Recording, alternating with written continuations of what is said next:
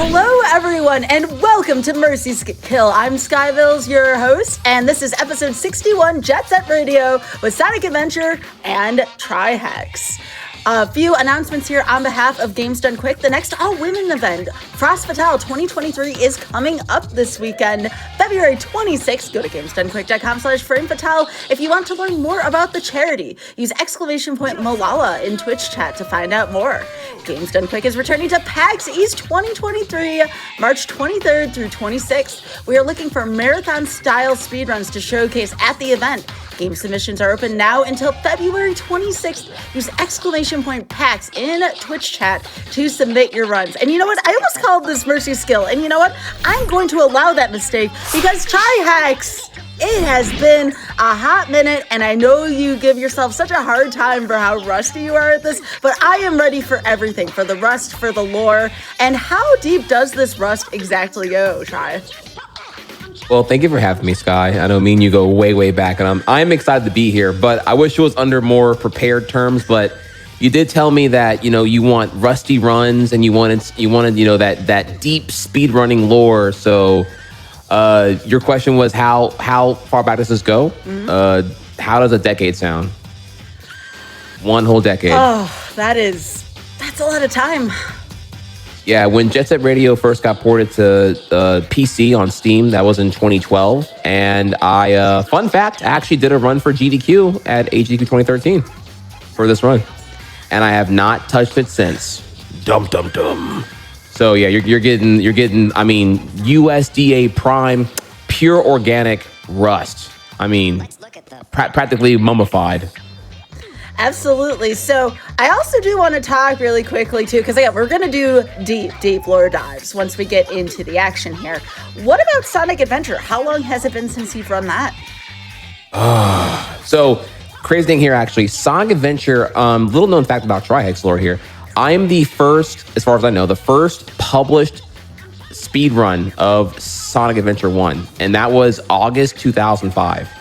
I have not touched the game in a serious capacity since then. Obviously because a certain game called Yoshi's Island super preoccupied my attention at that point. So yeah, I have not touched Sonic Adventure with the intent to speedrun it in any capacity in 17 and a half years until today. I think that is the record for the rustiest game we've ever had here on Mercy Kill. Ever. So, one last question. Yeah. Does this go back to Speed Demo's archive, like any of the submitted videos that you have for this? Yes, actually. Yeah, so the 2005 Sonic Adventure speedrun I did was on Speed Demo's archive on SDA. And not only that, okay, I'm trying to think of, okay, I'm gonna save this cool fact for when we get to that run, actually, because I have like a mind-blowing fact that you will never see coming to really reveal what speedrunning was like nearly 20 years ago. I am hoping, I don't want to spoil anything, I'm hoping that it involves VHS tapes. But with that being said, I want to hear all of the lore about Jet Set Radio. Are you ready to go, Tri? Let me unmute real quick the game. Mm-hmm. Make sure it's not, make sure I get a thumbs up from that levels are good and everything. All right. I'd say we're about there. All right. Funny thing I did want to show you before we get to the new game here, though. If we go over to load, you can see here, just to show you that I've not cheated at all here. There's been no dirty practice at all whatsoever here. The load files are from 2012 minus 3 randoms here, occurrences of 2013 and 2016 and 2017. So we're going all the way back here with Jet Set Radio on this one. All right. And with that, do you want me to tell you when go, or I just want me to click go whenever I start? Or what? Absolutely. On your account, Tri. Okay. 3, 2, 1, go. Somewhere in Asia. All right, and we're in. Okay. So we start with the tutorial here. I will say I'm not totally irrelevant. I like I said, I did speedrun Jet Set Radio in 2012 when the PC version came out. Oh, hang on 1 second, sorry. On the car, right? There we go, okay. Whew, it's been a while. I believe currently right now I am 87th on the leaderboards. I'm still in the top 100 10 years later. So right now I'm in terms of narrative lore here, we are trying to get recruited into the into this new gang of graffiti artists, the GGs. So I'm doing this tutorial right now. Cutie Pie here, Gum, is trying to like give me some initiation. So I have to follow her lead and like do some graffiti stuff.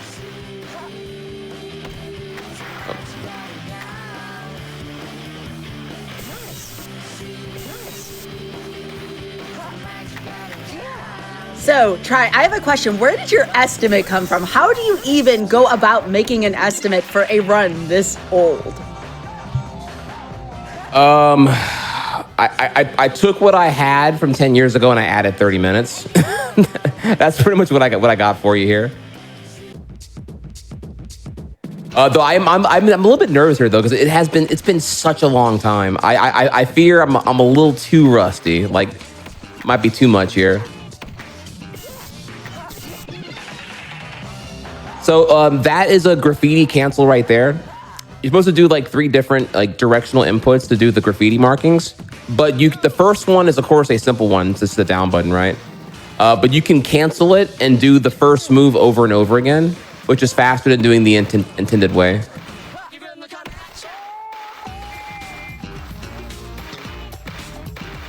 So we're gonna go ahead and ride the back of this. Oh, never mind. I'm supposed to grab the back of that car. You can actually hitchhike a ride. Like this.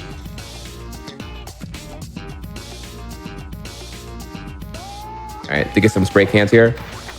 Yeah, are you familiar with Jet Set Radio? I'm trying to think of what should I explain as I'm trying to remember things simultaneously.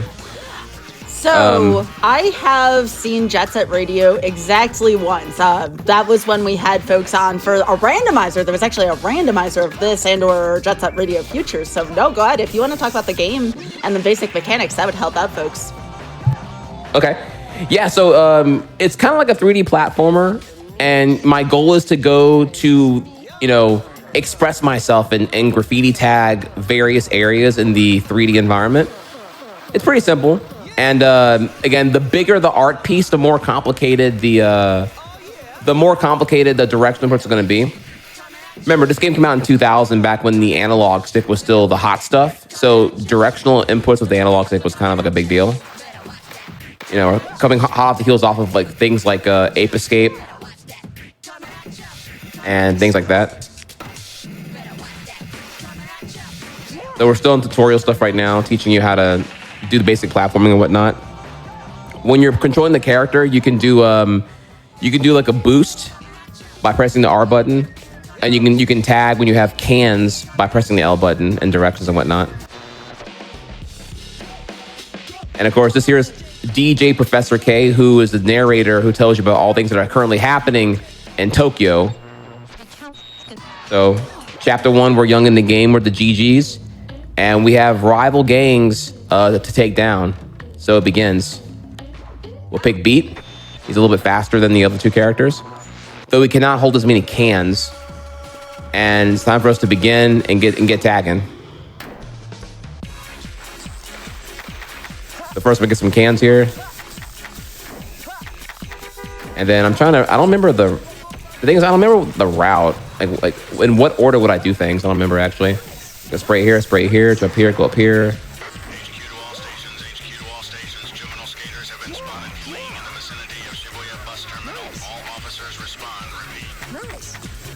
And we're gonna come down right here. And as the further I get along here, the more the cops want to come and try to stop me and take me down. But yeah, so Jet Set Radio originally came out on the Dreamcast in 2000, June 2000 to be exact. And I'll grab this cans here real quick. And the game finally came out on Steam on modern platforms in 2012. So I got back into this game hardcore for the Steam release. But the problem is It was not a good PC port in terms of like stability. Yeah, see, that's like so much faster than the intended way. Okay, one more. Okay, we're good. All right. Okay. I'm not too bad. Not too bad. I'd argue if just me remembering the route is pretty solid. So I don't know if that was the fastest route, but we'll take that right there. Do you find yourself remembering more as you're playing? I always find this to be fascinating. Yes. Oh man, it's flooding back to me right now.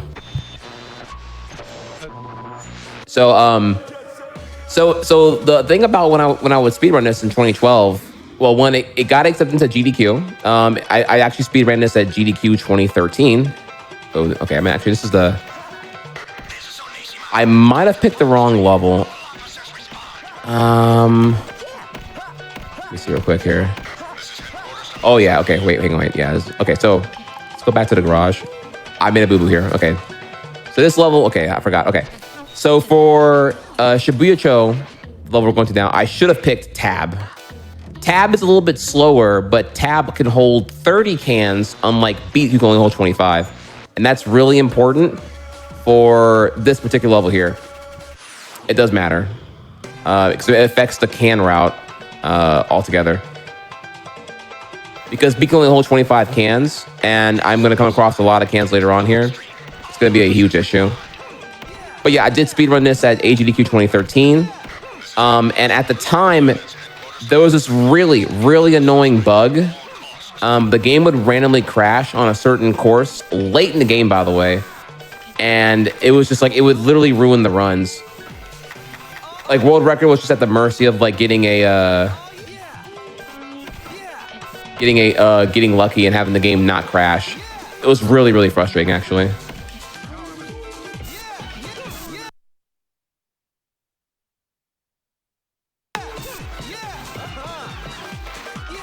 All right. I'm gonna go over here now and do the other big piece here. You do go a little bit faster, jumping off of rails and wall riding.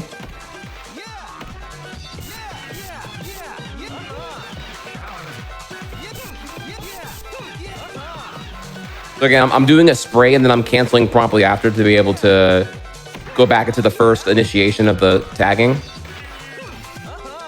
I'm trying to think. I'm trying to recall like lore while playing. I'm like so like incompetent right now. Let's see here. One second. Let me just.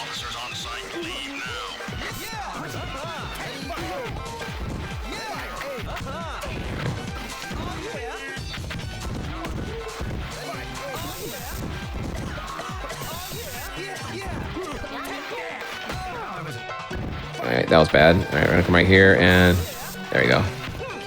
Okay.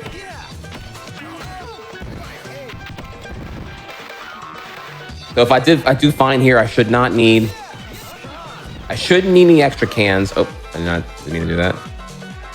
And I think I will actually. I'm gonna play a little bit safe here and grab these.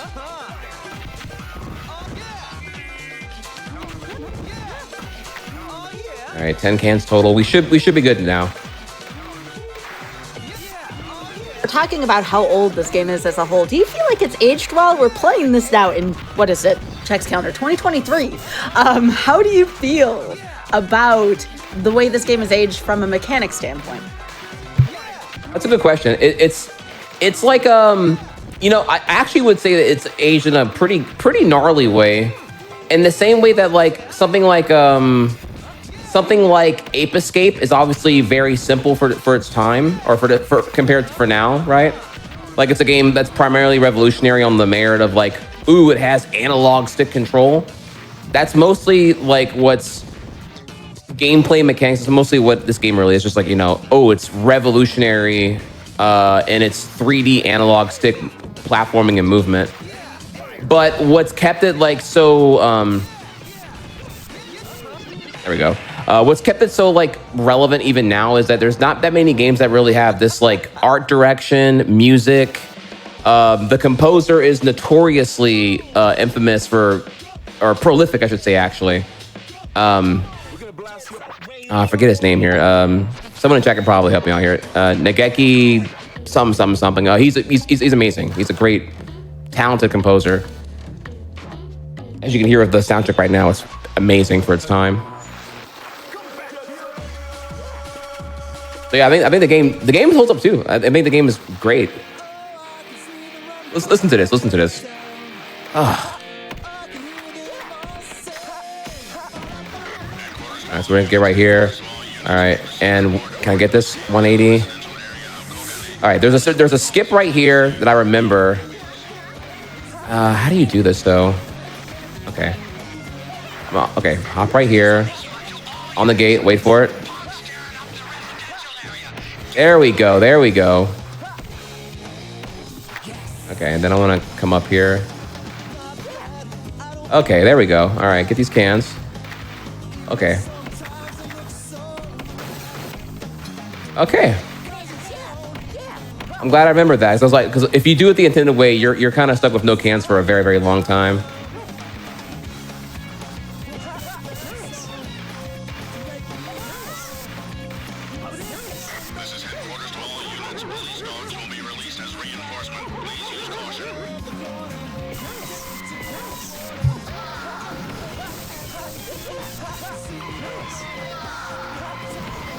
Yo, those cops are going crazy right now.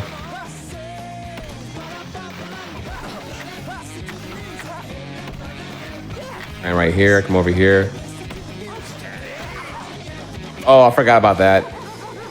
So we actually haven't ran into any rivals yet, but as you can tell there with the police, the game has a really awkward way of handling collision and detection. You get, propelled the other direction immediately. Very unrealistic, but also very problematic for routing the game, because you'll have your day totally ruined right there. As you can tell, I just totally fell. I totally fell all the way down here, so I'm already at the mercy of getting mercy killed the rate I'm going currently. Which tell me more about this whole the mercy kill thing. If I don't meet my estimate.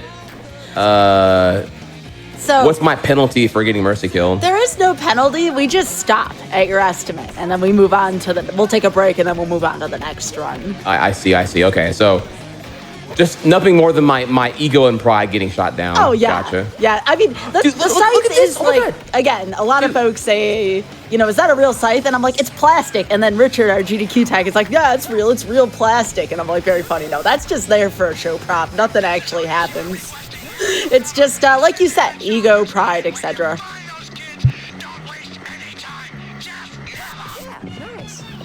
I can tell Try's in the zone right now. Try really wants to finish this run. Oh my God, I'm trying to, yeah.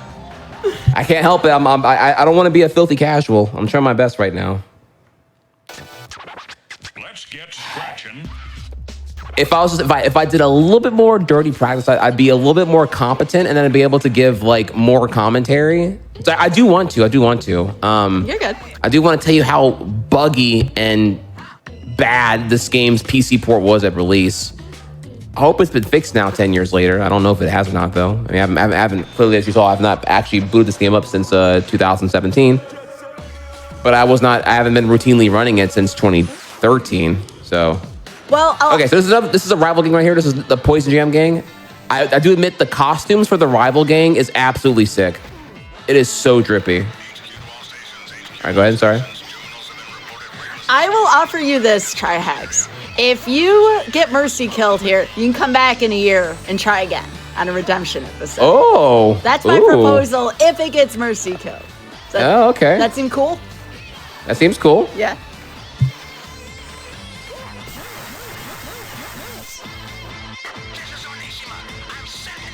I'm doing the wrong order. Okay, I need a...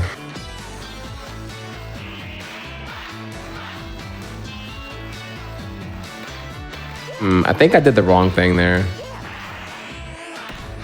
Yeah, I did. Yeah, because the rival gang... crap, yeah, let me go back.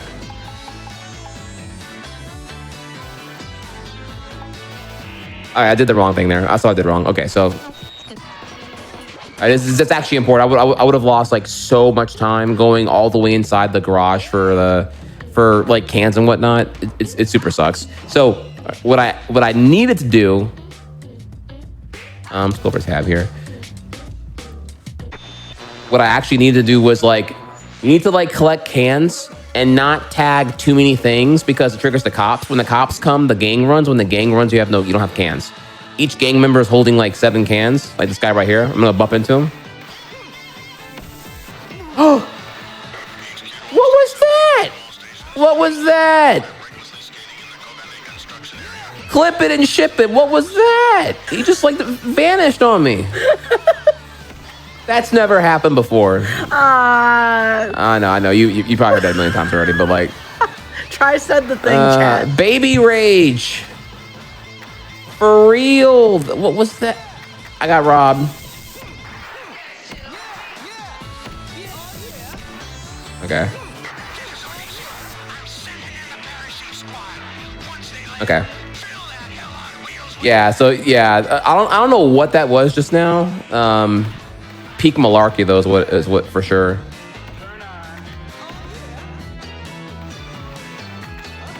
Tell me, how do you deal with RNG and speedruns, Sky? I know you do a lot of do you do a fair amount of Ironmon and Yu-Gi-Oh? Yeah. I don't handle it too well. You know, as a primarily a Yoshi Island speedrunner, the game has like almost no RNG. So I'm not humbled yet in the whole entitlement of the game being RNG free. So what I'm hearing is you need to run more RNG heavy games, yeah? That would fix the problem, I do think. All right, I'm gonna go over here. I mean, you know I'm partial. That's pretty much what I run is RNG heavy independent games. So I'd like to see it. I do admit, I did fall in love again with speedrunning to a nirvana, one could argue here. That's okay. It's take that hit right there. When I finally tried out a speedrun bingo, I didn't have a game that was really bingoable until Mario Odyssey. So once I was on that, okay, I need more. Okay, I need more cans. Again, this is bad. Forgive me. The can route here is looking really fuzzy, so I have to just like kind of take it a little bit slower.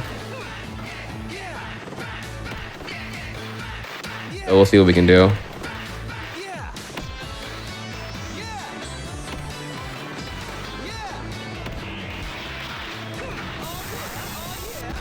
Okay, and then we're gonna turn around here.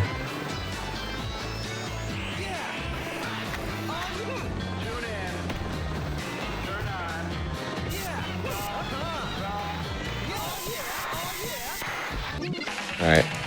Whew. Sloppy. Okay.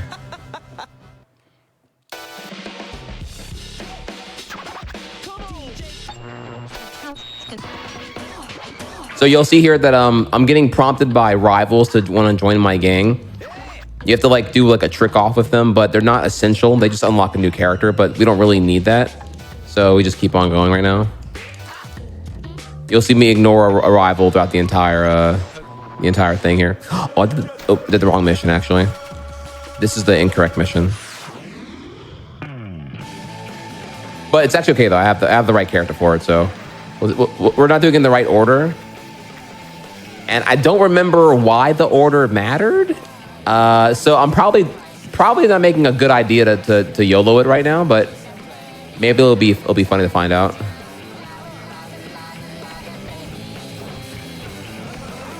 Okay, yeah, this is okay. Honestly, that getting off of half pipes was already annoying in the originally, even when I was speedrun savvy in this game.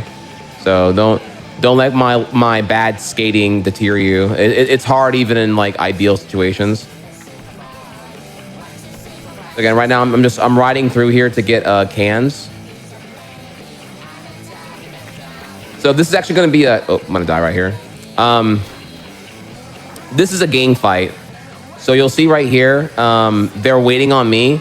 They are conditioned to start attacking me whenever I go in proximity of them.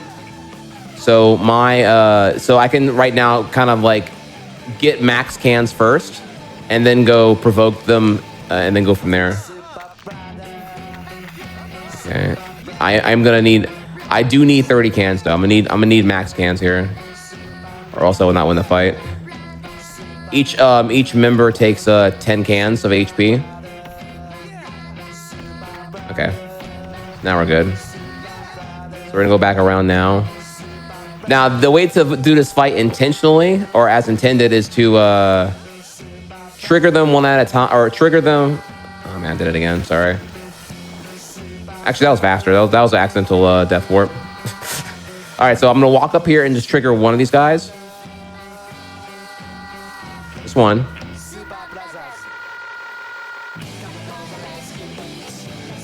All right, and then we go after him.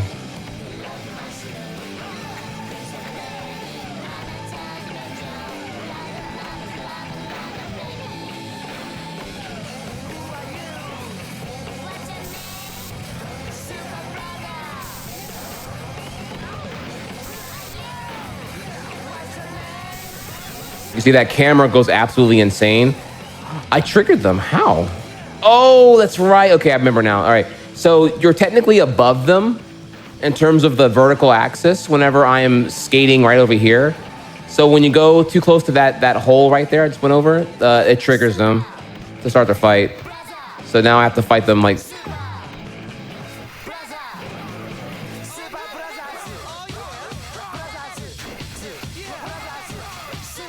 Oh my god! And when you tap them, the camera goes insane. Ugh, yeah. This is definitely an aspect of the game that has not aged very well.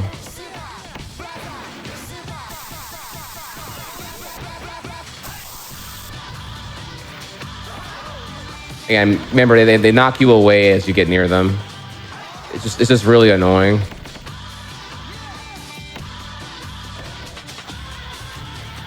Oh, okay. Almost there.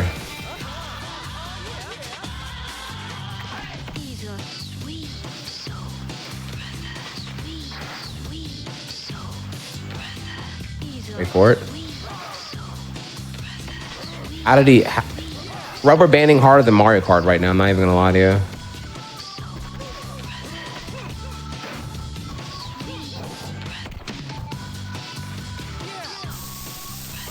Okay. Oh my god. So, okay, seeing a competent speedrun here, there's like AI manipulation. There's a way to like get the spray can route way faster.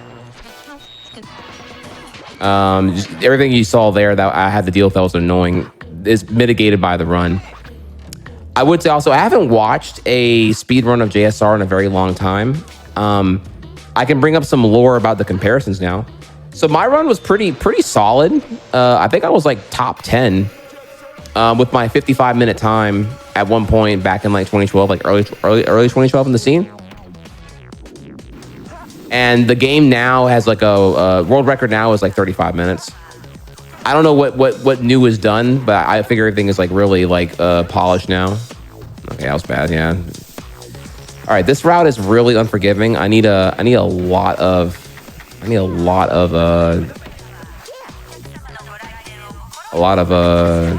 spray cans here.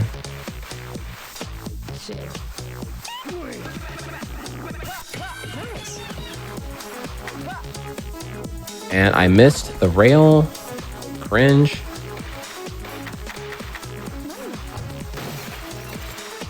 I think one of the best parts of this so far, Try, is just seeing your reactions to all the different stages and kind of like that whole, where am I going? Like, that's a big part of the show, right? Is to show and your reactions and how much rust you actually have. I think you're doing pretty well. Am I the right amount of rust, or am I too rusty? No, no, this is perfect. Okay, because I'm like, bro, this is oh, this is rough. Are you having fun though? That's the important part. Yeah, I wish I could commentate more. I'm really trying to like get to a point where I can like finally like give you more of that juicy lore that I got on Idle currently, but I keep running into another thing I forgot how to do, and I have to like focus on remembering what the route is or whatever. I mean, that is part of the lore, right? Like, if you forget to do something, like, we want to hear about it. We want to hear about everything you're going through in terms of, like, all of the remembering you were trying to do from, like you said, a decade ago. Well, I admit, my brain is, I don't have, like, I only have, like, 10 gigs of RAM or whatever. I can't, I'm not the best at being able to, lore dump and play well simultaneously. You know, when I do Yoshi's Island, you know, I don't talk for like pretty much 10 minutes at a time. I'm just like super focused on that run. Well, Chad is still going, still defeating the game faster than me. I mean, yeah. I mean, I couldn't do this any faster. We vibing. Yeah, we're big vibing here. Okay, a little more. Yeah, I'm missing a lot of. Okay.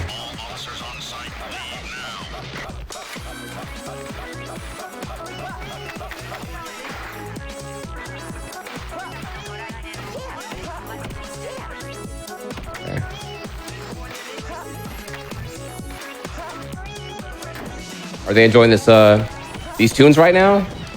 This track is called Electric Toothbrush, and it's my favorite track off the OST. It's really, really good.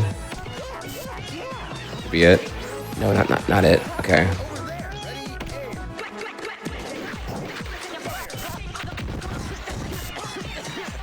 Okay, last one. I lied. More cans. I see. You can tell here. I'm running back to repeated areas for cans. If the route was good here on my cans, I would never be like struggling to refill my cans.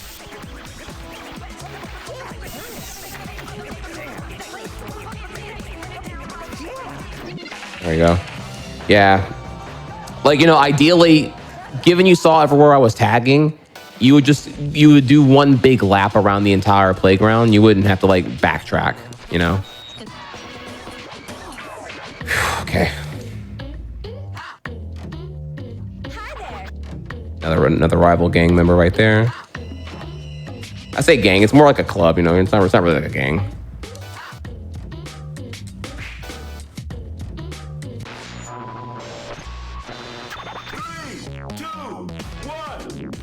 Oh, okay, wait, hang on. I'm sorry, it's a little bit ambiguous here, actually. That is the wrong thing. So this mission that's available here is an optional mission. That's not the actual, like, story advancing mission, so...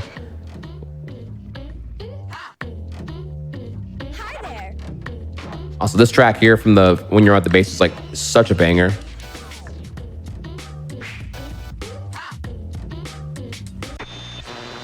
Okay. So again, we've been tackling rival gang territory. So now comes the noise tanks. We have to crash their place. And they live near the train tracks. All right, so I got some time now. Let me think here. So, what else? Do you have any questions about the lore? I'm trying to think of like what else I can tell you about what it was like speedrunning this game 10 years ago or whatever. What was the scene like in general 10 years ago? It seems like there may have been like less resources for speedruns just because there were so many people not quite speedrunning yet. How was the speedrunning world in general 10 years ago? You know, that's a good question, actually. So the resources were way less standardized. Speedrun.com didn't exist yet. Community wikis were not as standard yet. So like knowing all like the documented tech, I don't even remember. I think tech was just like in a random like community shared IRC channel with like a Google sheet. I think. I don't know. It was very rough at the time. Not gonna lie. I'm trying to think here. Like, I don't think I remember specifically what I did. Like, what did I do to learn the game tech? Who was I talking to at the time and whatnot? See, I don't remember when Speedrun.com debuted. My run's on there, so I guess Speedrun.com was around that time. But I don't remember like really being like super duper the obvious thing that everyone used until like a little bit like 2014, I want to say. I could be wrong though. I remember going to a list on Speed Demos Archive to find your stream back in the day. And that was already when you had began your Yoshi run. That is how old this game is in terms of rust and speedruns. Just, wow. Yeah. Where's the, I'm looking for the next section. There, okay, there. I have another question. Would you run this again? Like, how are you feeling about this run right now? It's terrible. I mean, is it bad? Yeah. I'm probably like, I don't know, like 10, 15 minutes behind so far. Like the run would be good. The run would be good. I wouldn't be backtracking. I wouldn't be like guessing where I'm going. I'd already be at the halfway point of the game. I'd be like, we're still on chapter 1 right now, which is like the coming up of the GGs here. I'm still like hitting up rival gang members and like going to their territory. We'd already be at the next step now, where the Tokyo government is trying to take down all graffiti, and I'm not quite there yet. I think the better question is, are you motivated to run this game more because of how much you see this rust has grown? We will see. We'll see. It depends. Okay, there is a really, really good point here about that, and that is since I missed this right here. Uh-oh. Okay, I missed a graffiti spot. Oh, I'm gonna get mercy kill and 3 I'm going. Okay. All right, I'm gonna dirty pause real quick. 1 left. Well, show me the map. Oh, it's way over there actually. Okay. Cringe. Oh my god, I missed one earlier.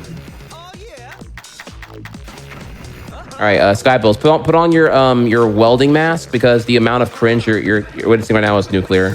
I literally missed one of the earlier graffiti spots. Oh my god, look at it's so obvious too. Wow.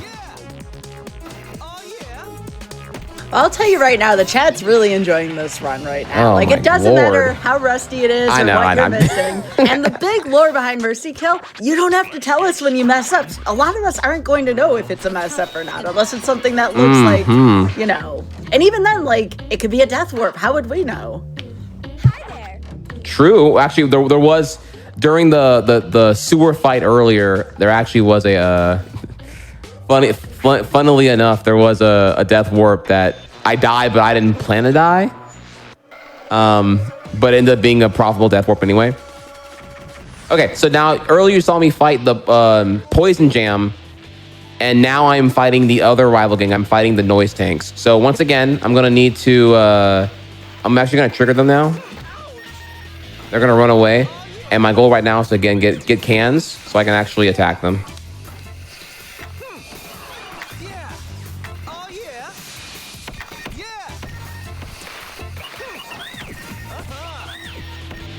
Wait for it.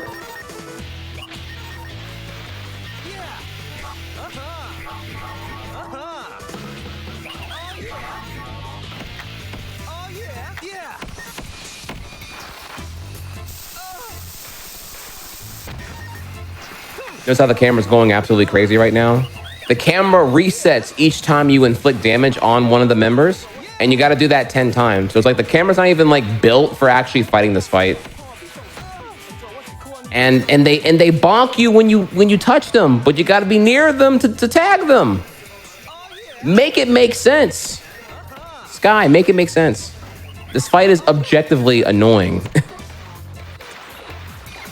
Like, I'm not making it look like bad on purpose, like for speedrunning or whatever. It is actually just like legitimately annoying.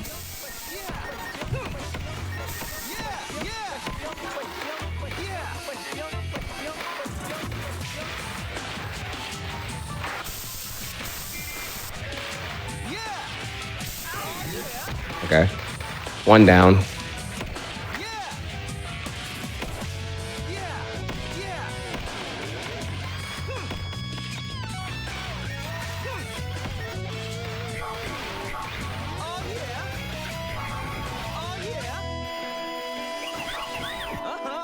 Oh man, I am so sweaty right now on this fight.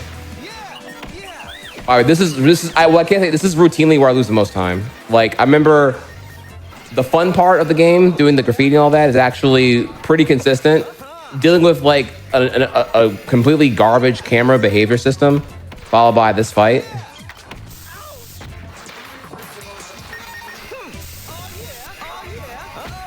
What? Look at that. Look at that. Look at that. What is that? Rude. Oh my God. Okay. Let me hit him up.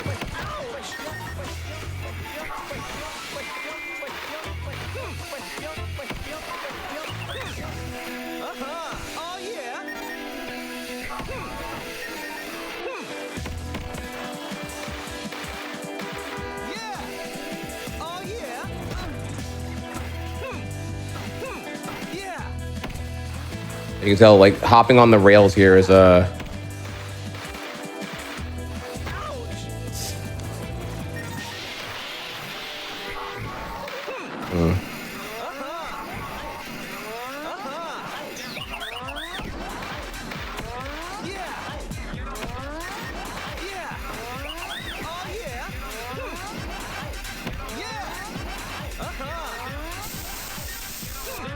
almost there.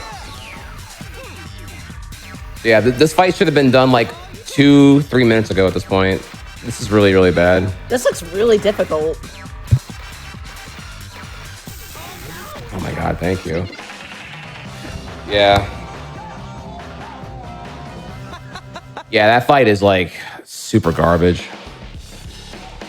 Ugh. Yeah, you got to grind that fight. No way around it. Okay. Okay, well, glad we have it done. So now we have defeated the noise tanks. We have defeated the poison jam, and now comes our third and final rival for chapter 1, which is the beautiful Love Shockers.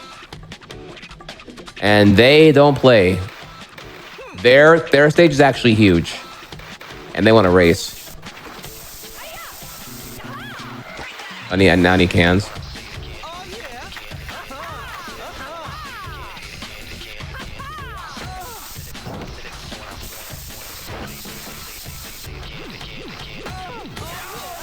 One down, 2 more to go.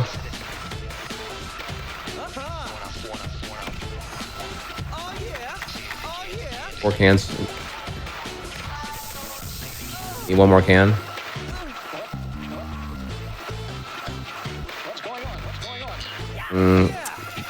That stinks. I'm 1 can short of taking her down. Because of that, I'm about to follow her uphill now.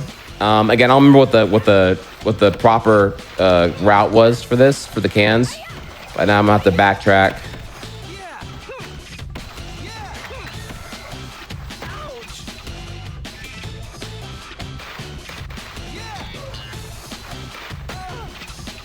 I did not hit her well. Okay, unfortunate. That really stinks. Okay. All right, downhill we go, and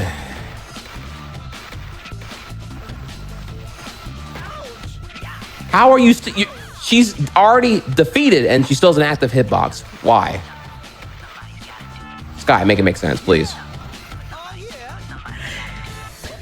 Oh, these are all small things I would remember if I wasn't rusty at the game. To me, that doesn't make sense, right? She's already defeated. She shouldn't be an active hitbox, but whatever she is. And just running the game even twice, I would have remembered that. There we go.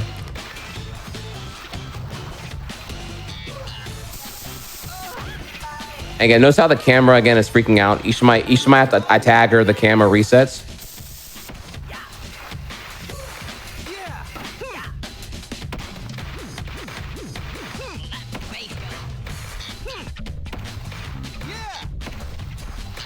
There you go.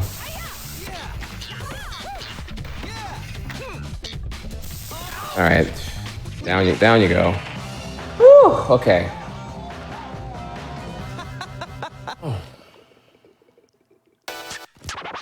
Let's get scratching. Okay. All right, chapter 1 done. There's only three chapters. You're doing great, Try. How are you feeling so far? I mean, again, I know that first chapter got a little rough, but it seems like it might be downhill from here just based on how difficult that one boss was. Yeah, from here, there's no more... Yeah, thankfully, there's not as many boss battles now. That was actually the worst part of the game, in my opinion. those fights. So these two members here, Combo and Cube, the black gentleman and the missus there, they want to join my gang. So I don't have to replicate. I'm playing as them now.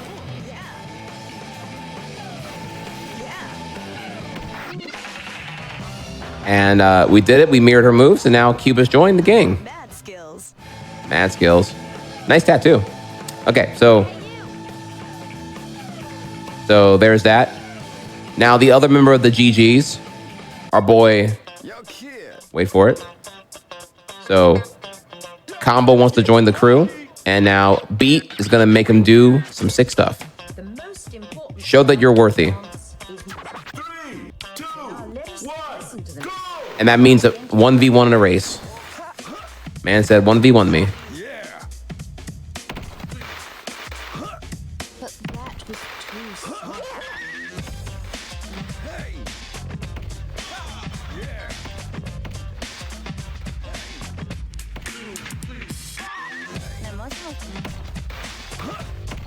Remember, I can hitch a ride. Oh no, that was bad.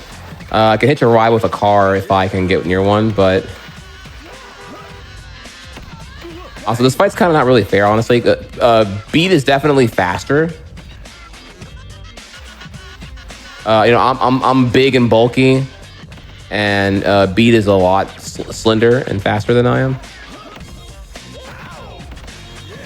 I hate how hitboxes work in this game. Good lord.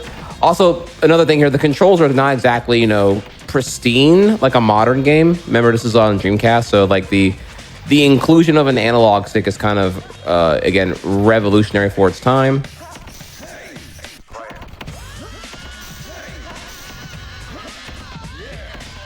We didn't have a. Oh my god, what is going on here? What was that? Yeah, I think I'm gonna lose this fight. Unless there's some kind of like handicap here where I get like a pity.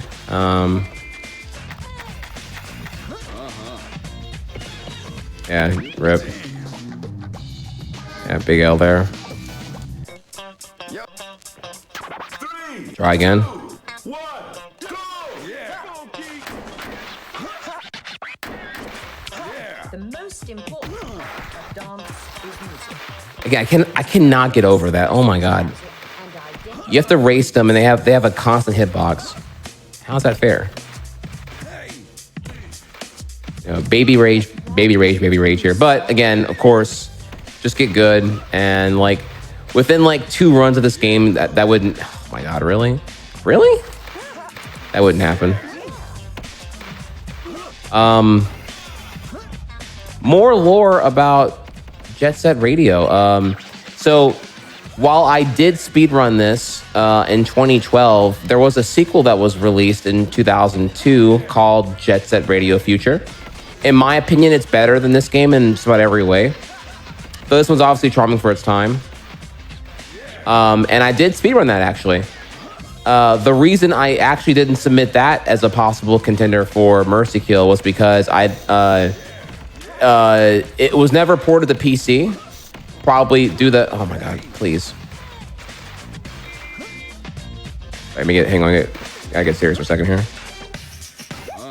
As the great Uyama would say, serious time.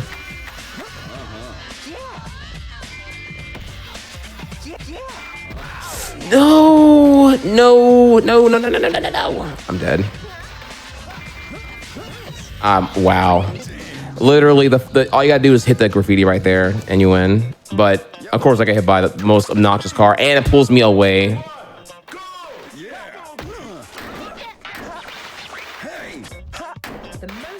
Oh, we are definitely getting some mercy, or we're getting a lack of mercy and plenty of rust today. Identify the beats.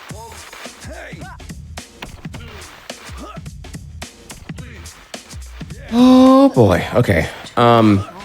Yeah. So Jet Set. Well, I'm gonna not even jump right here. Just gonna let this. You working hard or hardly working there, Beat? That's what I thought.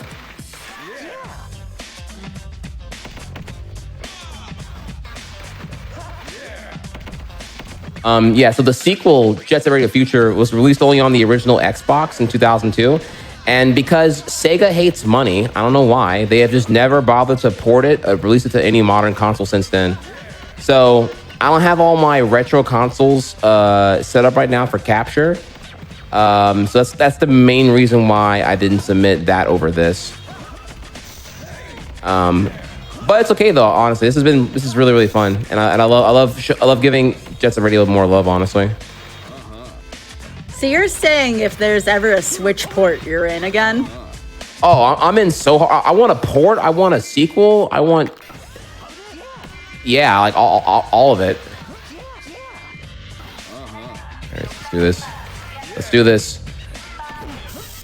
GG's. Let's go. Oh yeah, like I've been waiting. You know, there are a ton of us, right? Because I am a Sega fan at heart here. Like Space Channel 5, Nights into Dreams. I mean, Monkey Ball just got acknowledged last year of that Monkey Ball Banana Bonanza re-release. But yeah, there's like so many like treasured and loved series and IPs that like Sega's just like camping on right now for like no reason. Okay, so now they're in the gang. And now we're gonna play as Cube, who's the faster of the two characters, really important.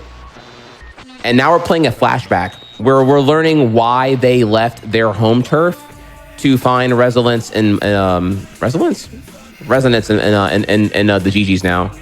Also, banger alert! This track is so good, honestly. Do you like Rob Zombie?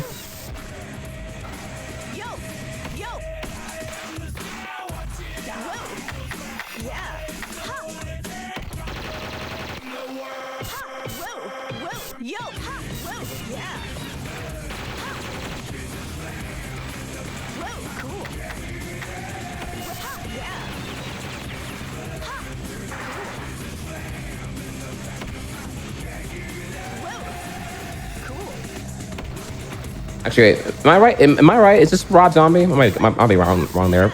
It's been a while, I remember, actually. I am not sure. I'm gonna see if chat says anything about it. I'm sure chat knows right away. They're probably already you know, posting some emotes right now in celebration. Because actually what happens here is so for this particular stage, you get one of two tracks that plays. And one of them was removed from licensing issues, and this is the other one. So you either get this absolute banger or you get a total snooze fest. I need more cans. Okay, I can get those cans down Chat here. is saying yes. All right, let's go.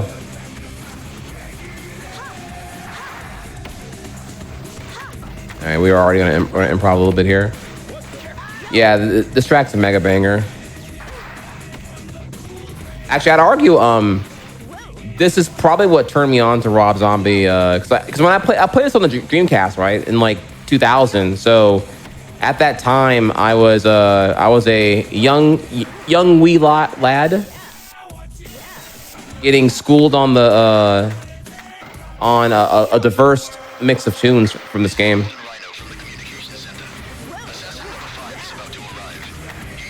I know.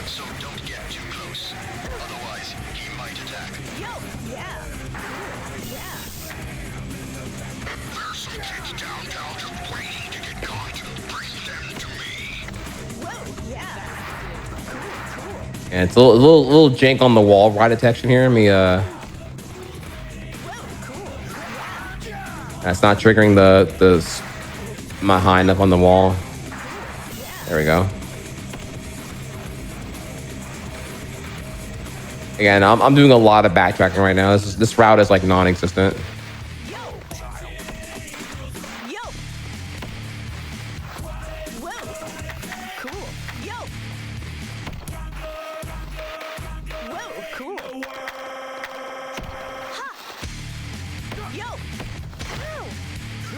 Okay, all right. All right, and then we're gonna go over here now.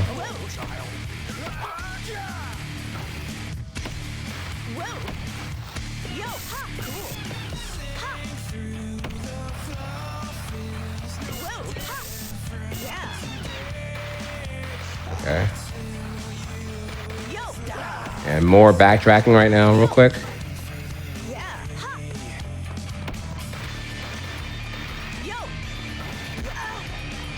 And I knew that was gonna happen.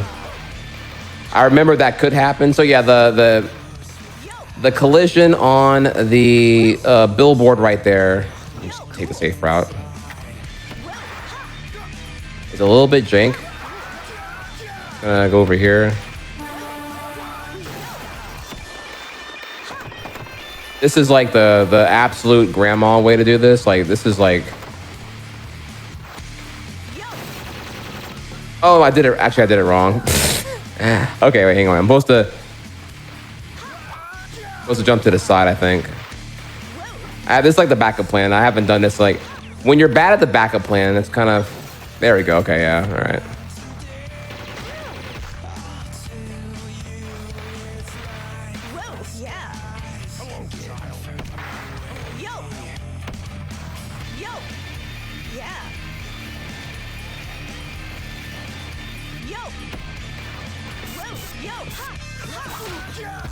Now they have whips. Okay. Okay, I need cans. I don't need more cans right now. So again, now we're on the top here doing the final pieces, and I'm lacking cans, literally, and yeah, I'm gonna have to bail to get more cans.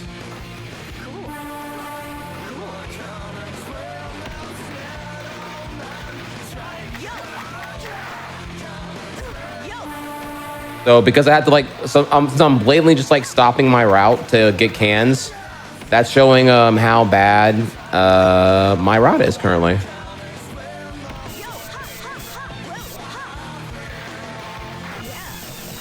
Also, I haven't done this bad in a while either, where like I'm actually hearing the second song play now. Usually you'd be within the first song playing.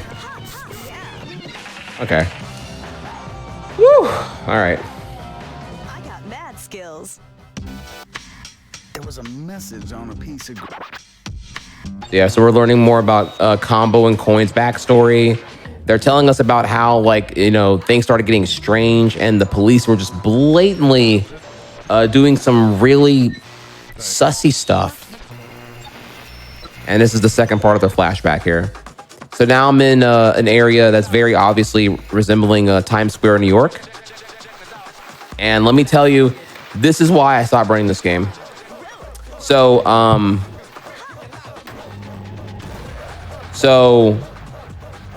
when this game first came out, when you'd make it to Grind Square, this level, and you would beat it, the game would just randomly crash without explanation, and there was no understanding of what was causing it.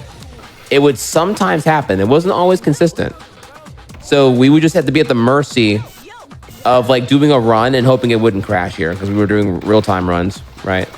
And it was so demoralizing because it was costing me so many runs. I would say probably like, here we go. I would say it was costing like maybe half of the runs. It was really, really random. And we never figured out why that was happening. And Sega didn't acknowledge it or try to patch it. And it just really, really sucked. So due to that reason, that's why I stopped running the game. No one had a solution, but the world record runner and other people were just like, okay, they would just deal with it. I think it was exclusive to the PC version. I don't remember actually. I don't know. We need someone in chat who remembers all that stuff to actually remind me.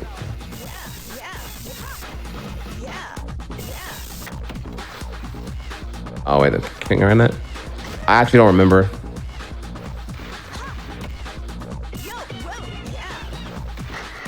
I don't know. When it comes to like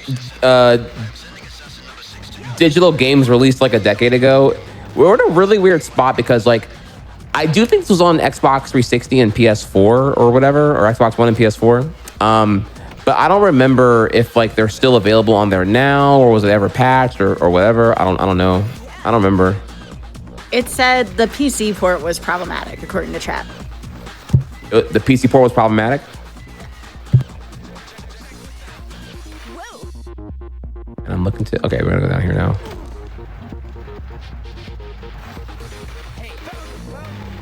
Yeah, it was really, really... Wait, what? Wait, y'all get in here? What?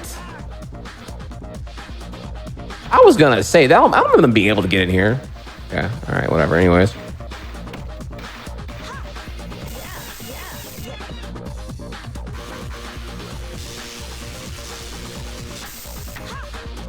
Oh, that camera screwed me over. Wow. I was planning to jump right, but the pan over to the enemies buffing threw me off there.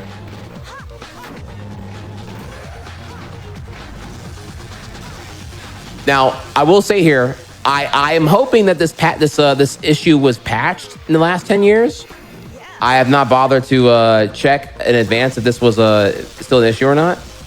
I would just hope Sega would have fixed it by now.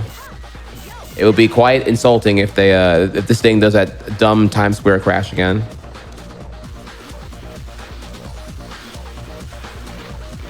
I say that, but then again, this game wasn't exactly booting for me earlier on Steam. I had to run the executable as Windows administrator to get to run.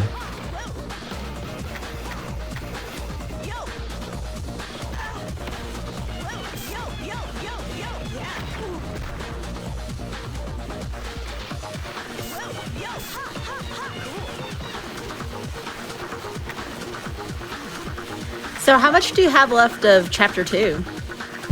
This is the last thing of chapter 2, and then we're on chapter 3. But we're gonna get Mercy Kill though. I foresee it here. I think the estimate here was what, an hour, right? No, 115. Yeah, 115 is what you gave me. Oh, okay. 20 minutes left. If I stop playing bad, this could actually happen. There is not a oh, there's a rail. Okay, where am I at? Okay, I can't turn around. I'm there. All right, check real quick here.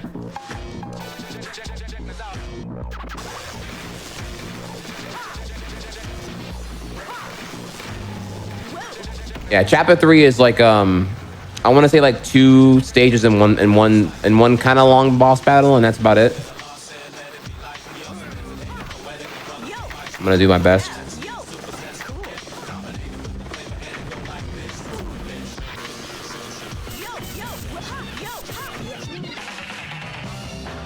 Oh, okay. I got mad Oh, skills. tough. Grind square. All right, chapter 3.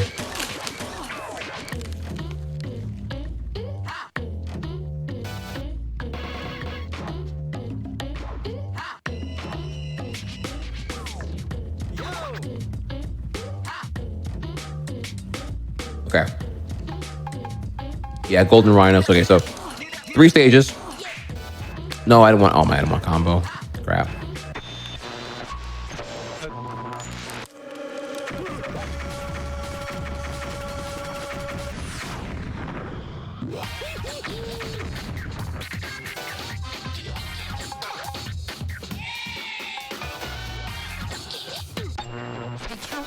Sorry, quite consequential there. I forgot you unlock new characters now. Now I have combo and cube, so I intend to now press the left button 1, 2, 3 times to get tab. Tab still uses the most, carries the most spray cans, so he's gonna be the most important to use here. So as you can see now here, we now have like some private police enforcement. The golden rhinos, they, unlike the police, they don't play by the rules. They don't care. They'll happily like sabotage buildings, kill people and whatever to stop me, which again, I'm just doing graffiti, right? They're sitting here like killing pedestrians and whatnot to try to like, you know, stop me. So we're gonna go ahead and mark their territory. We're gonna take down their stupid golden rhino statues.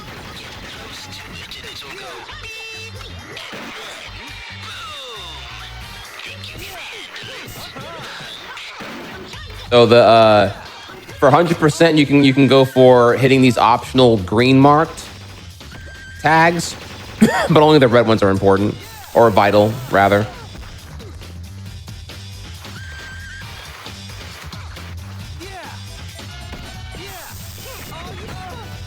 All right, finish map.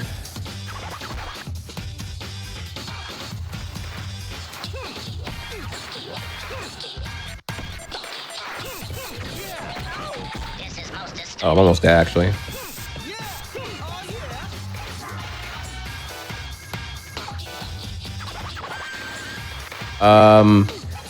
Ooh, where do I go now? Actually, I don't remember where to go now. We're gonna learn together. I'm thinking I go down here.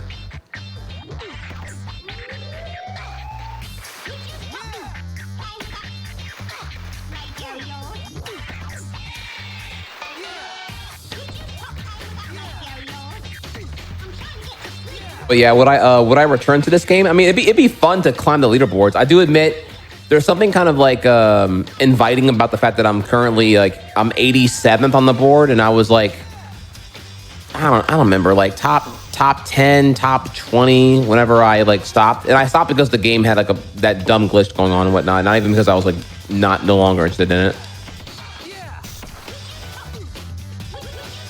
There just needs to be another remake then. Yeah, I totally agree.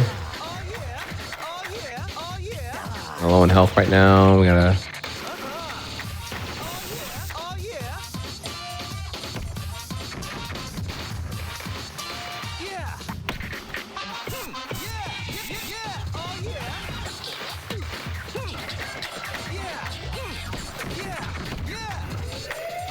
All right, now we're doing really good. I needed that.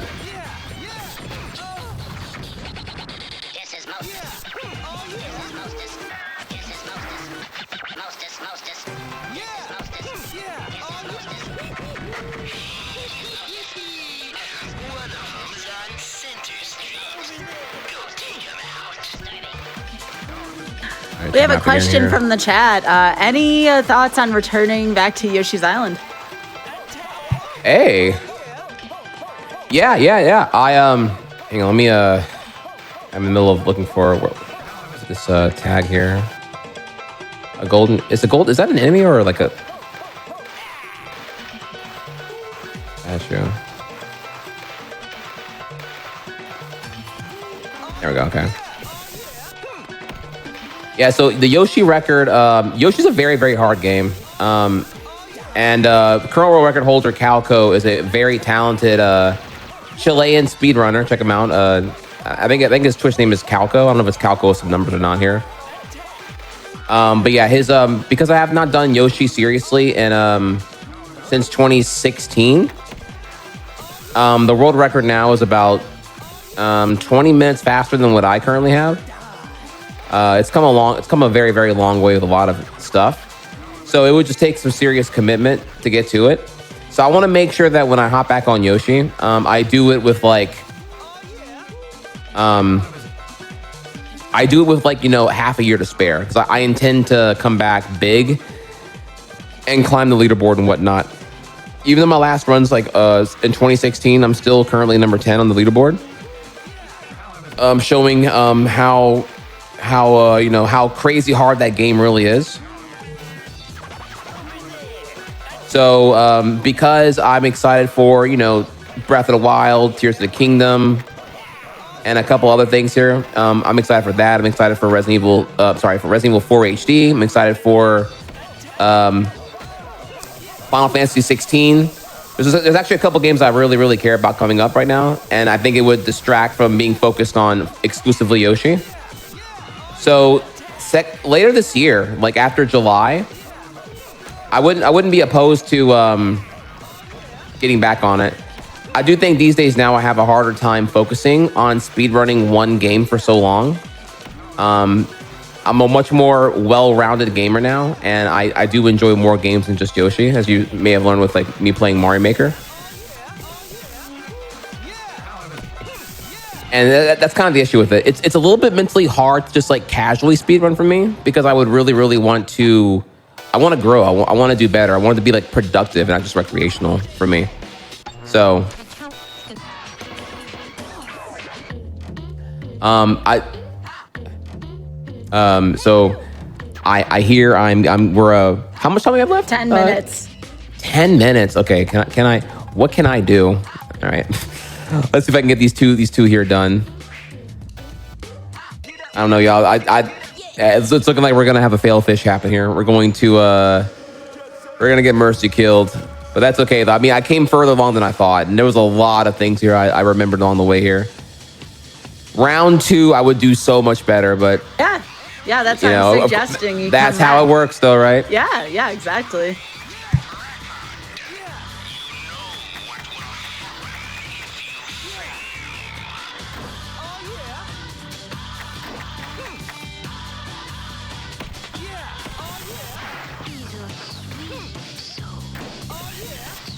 Yeah, I would love to get back on Yoshi.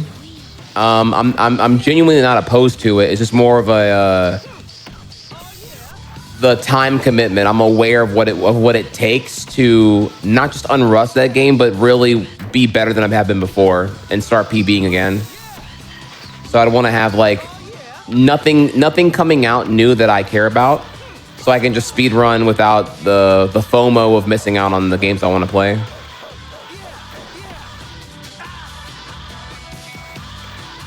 Okay, where do I... Okay, this is where it's getting really rusty for me. I'm trying to remember where to go now.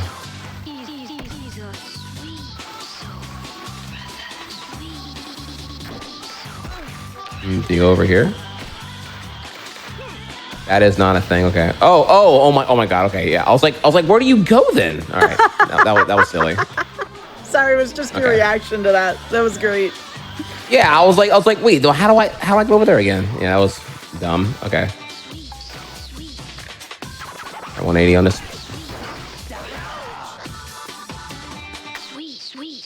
Oh my God. Okay, yes, I get it.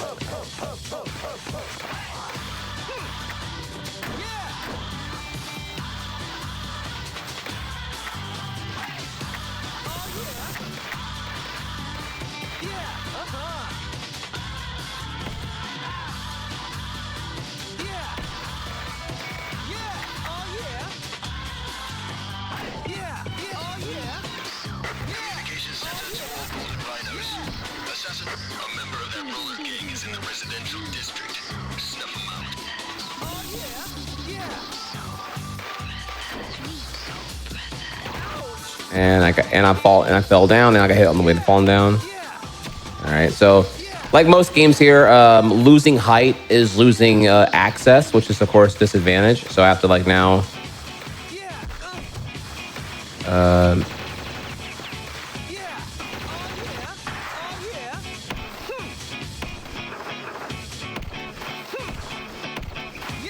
Yeah, I'm a more rounded gamer now. Actually, believe it or not, I did not really do any casual gaming during like the peak of my Yoshi Island stuff.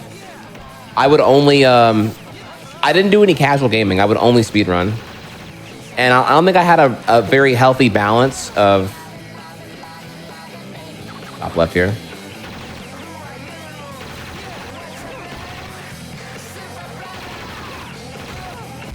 Okay, but that actually kind of helped me a little bit. All right, and I'm inverted here. Okay, so the map is inverted in a really strange way. Oh, I see. Okay, I see. Way over here.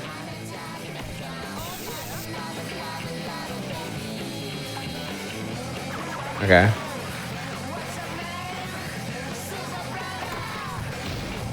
And we're just gonna go through all this here.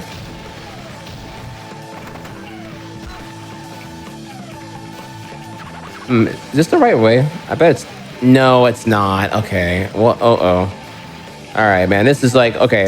This is officially a Let's Play now. I don't remember where to go. How do I... Okay, wait. No, I go in the sewer now, but I forget how to get in the sewer. Oh, wait. No, you go over here. I'm remembering in real time. Okay. All right, we're here.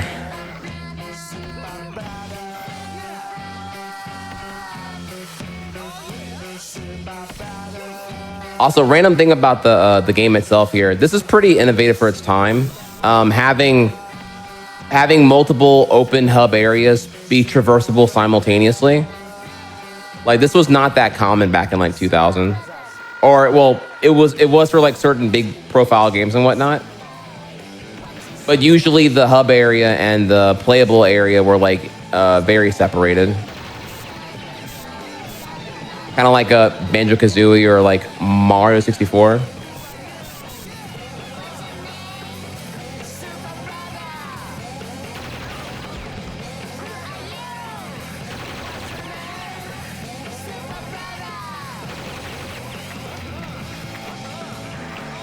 This is not what I thought. Oh, wait, no, I'll take out. There's gotta be an area thing down here. Okay, all right. All right, for a second, I thought there was like nothing down there. I'm like, oh my God, come on, dude, really? Am I that old? Do I not remember where to go here? Gaslighting myself here.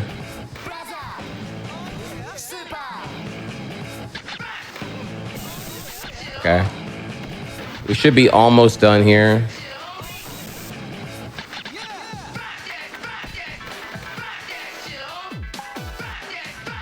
Oh man, really?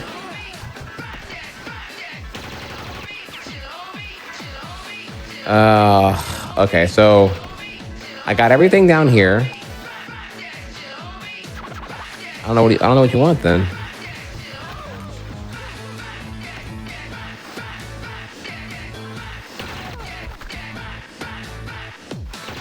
Okay. So we're gonna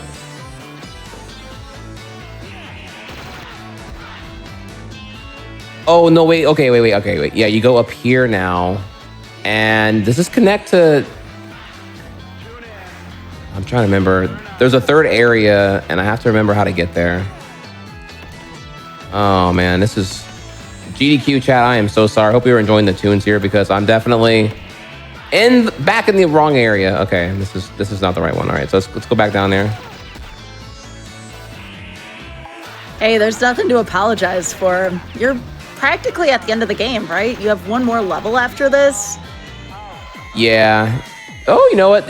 I like that can-do thinking. You're right. Yeah, if you've pretty much seen the most of the game anyway at this point. Yeah.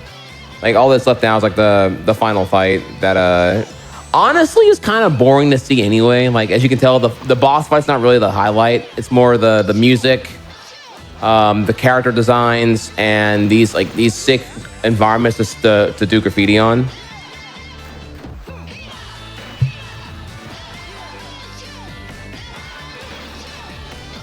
All right, so let's see here.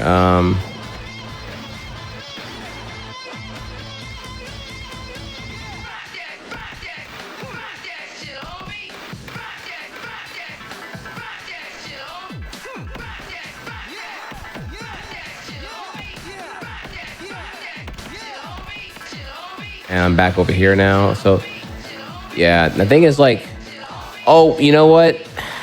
Oh my God. Okay. I'm so dumb. I was actually in the right area. It just looks the same until you get to the next part. Okay. I panicked. I panicked. All right.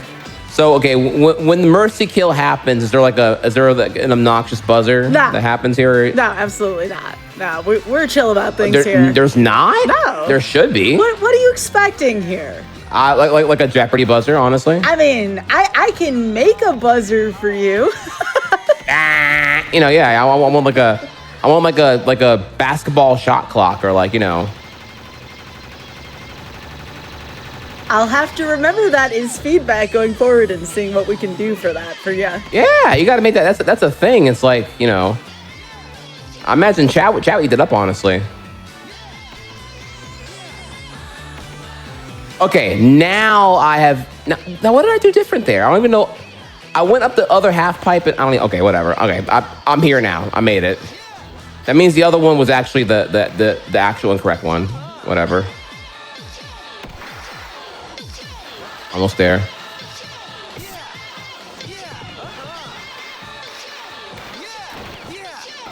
$15 seconds. 15 seconds. Okay.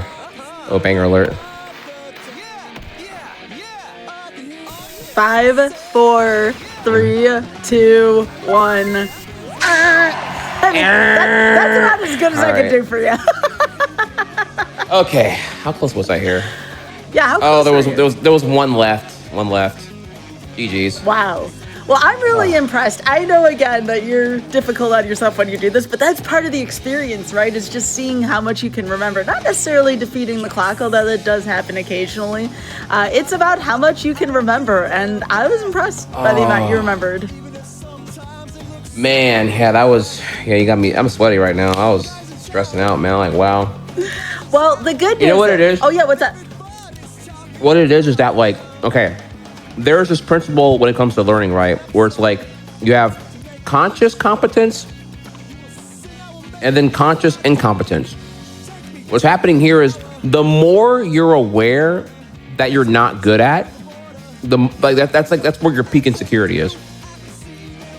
Like whenever you're like first getting new to a hobby, or like a skill, there's so much you don't know that you're not good at. They're not really worried about it, right? Like if you're bad at bowling, yeah, you don't know technique, footing position, when to deploy the ball, spin, rotation, all that jazz, right? Like, pin physics and all the other stuff here. So when you bowl you crap out and you bowl like a 40, you're not really worried about it.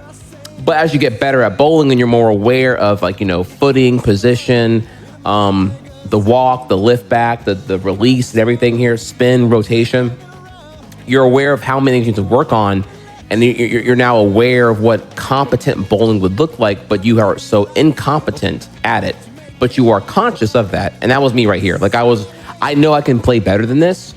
And because I saw the gap so vividly as I was remembering more and more of the game, I was just getting really, really nervous. Oh, that's totally understandable. But here's the good news for you, Try. You got one more chance to take down the clock tonight. So Okay. we are going to be going to a break. We're going to be doing a Sonic Adventure.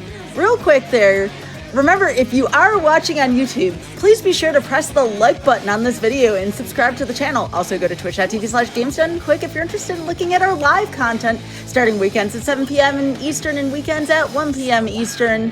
SGDQ is coming up May 28th through June 4th in Minneapolis, Minnesota. Go to GamesDoneQuick.com for more info. And if you want to follow what Games Done Quick is up to, use exclamation point links in Twitch chat for all things GDQ. So with that, everyone get up, stretch, hydrate, and we'll be right back with Mercy Kill.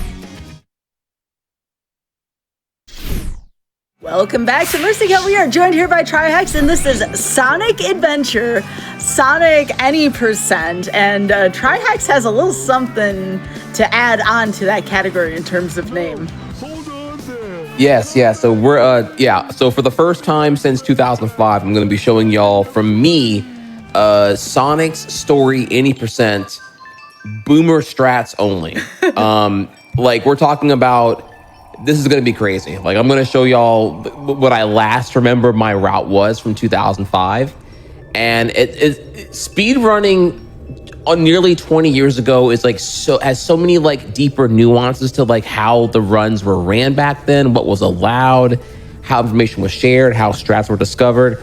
I have a lot. Even how my run from 2005 was even recorded. It was recorded on VHS. Pretty much everything that happened back then is an interesting story of speedrun lore. So this is going to be a juicy, dank run indeed. But yeah, boomer strats only is what we're looking at here. All right, I'm excited to see this. Try on your count. All right, let me turn this on real quick here. Make sure the audio is good.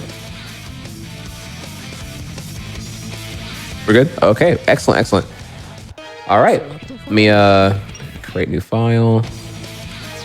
1 second. Select a character. All right, on go. 3, 2, 1, go. Let's get him. All right.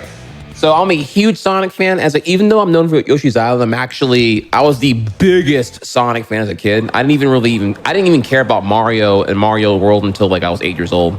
By 5 years old, I was already waist deep in Sonic. Believe you me. So, okay.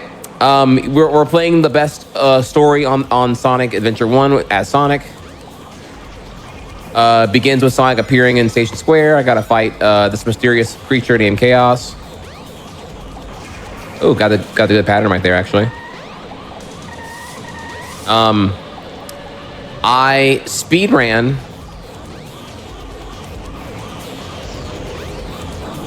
Come down. I forget what makes them come down quicker, actually. I don't remember. Again, remember, it's been a very, very, You gonna come down or what? What makes him? I forget what makes him come down here. Finally. Oh my god. Okay, that was cringe. So I speedran. I did the first ever recorded speedrun of Sonic Adventure back in August of 2005. And man, speedrunning back then was insane. Strats were shared via forum posts with all text.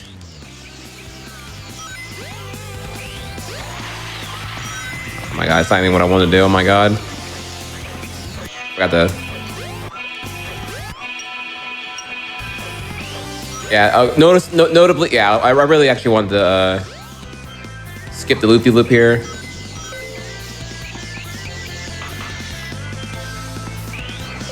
So normally you stop right here to do a skip, but I'm gonna show y'all the 05 version of this skip.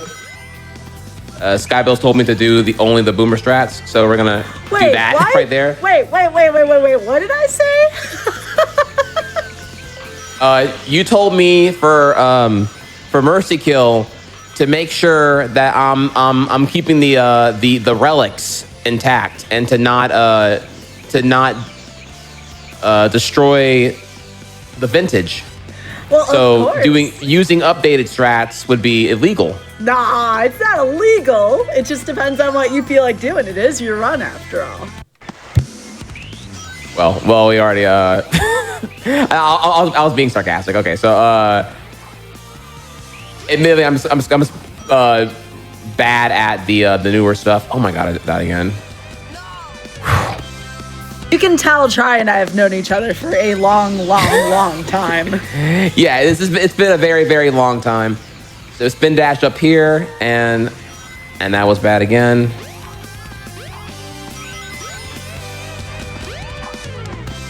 Don't remember that being an issue, honestly. Okay.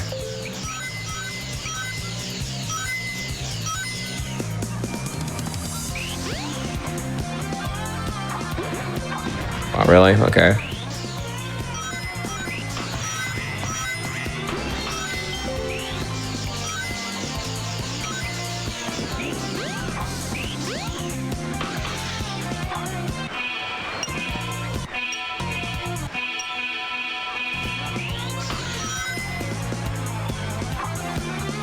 I'll check real quick if I was still on free cam. Jump on panel number 1. It will take you to panels 2 and 3. Jump as soon as you land on a panel or else you'll fall.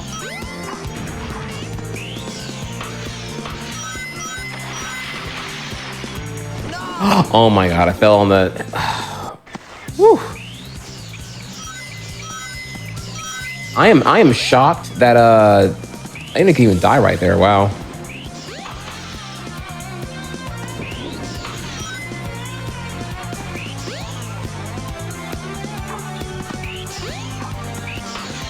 Jump on panel number 1.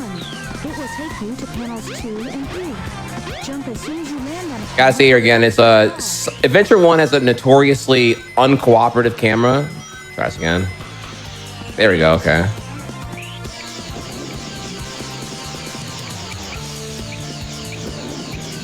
Yes. Ooh, man. Wow. Okay. Okay. Yeah, not bad.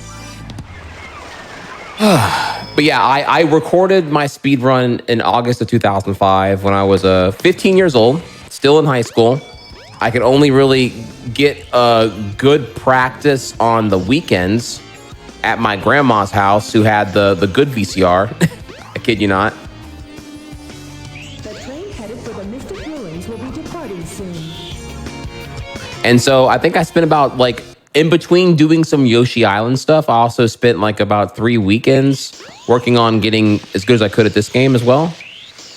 And remember, back then we didn't have like YouTube. Well, we did, but YouTube was like in its infancy though. So we had there was not an easy way to capture and show strats for games you were trying to like, you know, get good at and whatnot.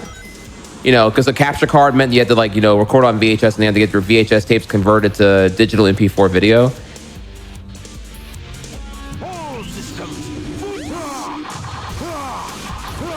There we you go. All right. A lot of chat doesn't even know what a VCR is. Try. How do you feel about What's a VCR? Well, you see, before DVD, before there was DVD, you know, we had the, I don't know, explain the video cassette. Let's see here. Just know that there was not a capture card was kind of like even the capture card everyone swore by, like by the 2010s, the Dazzle DVC 100. I don't think that was even around that time. It was really the Wild Wild West for video footage and whatnot.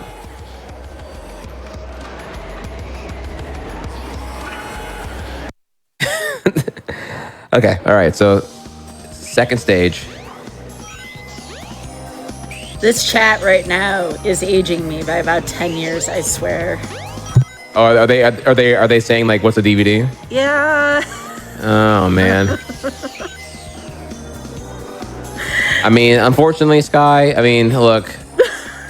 I have to think here that, like, you know, Wind Waker was 10 years ago. Yeah. But I hate to break it to you, Wind Waker, the Wii, the DS. These were like almost 20 years ago, not 10 years ago. It's just, you know. Head straight up.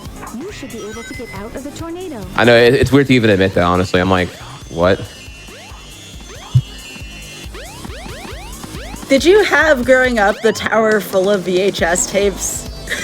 Oh, of course. Yeah, you know what I'm talking about. Oh yeah, Land Before Time, Yep, exactly. Aladdin. I mean, yeah, dude, we had the bangs, of course, the bangers. Everybody had to show that off in their living room, like right next to the TV. There had to be like the tower full of VHS tapes. Like, this is what I owned.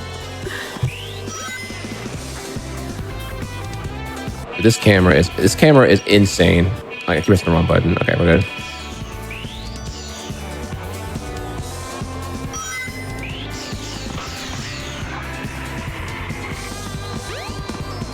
So it said, Sky, if it helps, at least a few of us know what an 8-track and record is. That's good. I know, yeah.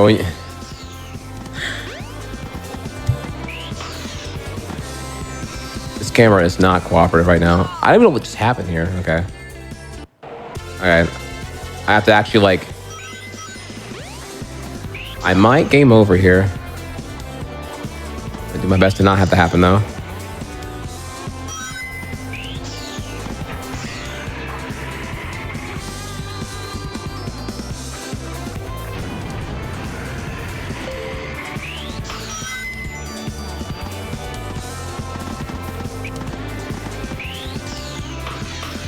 I forgot how uncooperative this camera actually is. Like, holy moly.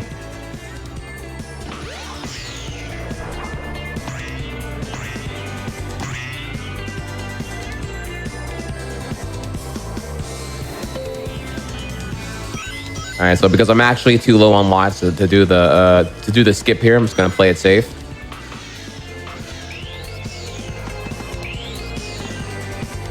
All right, but we're gonna go for the gold here, though. All right, so this is like the easier version of the skip. Well, this is the skip I did in 2005. Falling right on the thing. And yes. All right, tight. Yeah, fighting the camera full time is definitely something else here.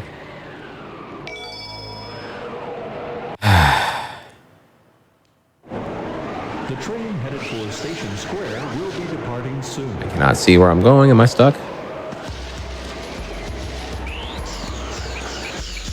Also, if relevant here, Adventure 1 is a game that predates the second analog stick being standard. So you have to use L and R to move the camera around. And let me tell you, the camera moves slow, and this control scheme has aged like sour milk. I remember to hook up multiple consoles back then. You had to have like an A/B switch. If you were really fancy, you had the ABC switch, but you had to use like the A/B switch to switch back and forth between consoles. Whoa, okay. Okay, Rockefeller. Slow down now. That was the only way I could get my NES and SNES plugged into the same TV. Otherwise, you'd have to keep swapping out the cables.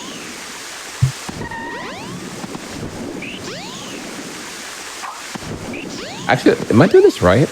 Oh, okay, you just jump up. I'm an idiot. Okay. I couldn't remember if it was like a spin dash, jump, or whatever. Now you've got light speed shoes. Press and hold the action.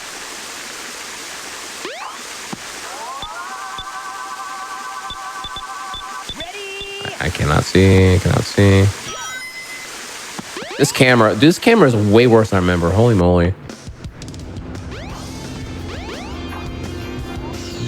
You see, you youngins with your AV switches and all that. I remember when you had to put it on channel 5 or channel 4 with a RF adapter. You remember thems? Someone asked me if I played Pong. No, I never owned an Atari. I'm not from that era of gaming. I'll put it that way. Yeah, I promise you, no Zoomer even knows what an RF unit adapter is. All right, so there is a faster way to get. So you're supposed to get 400 coins in the casino office in order to get the emerald and get out of here. But what I did in my 05 route was I don't think I knew that skip at the time. I don't remember if that was like widely known or documented on how to do it. Again, people were using text to explain how to do that kind of skip, if they were in 2005 when I was doing this run. So I just went ahead and did a route where I go down to the sewer.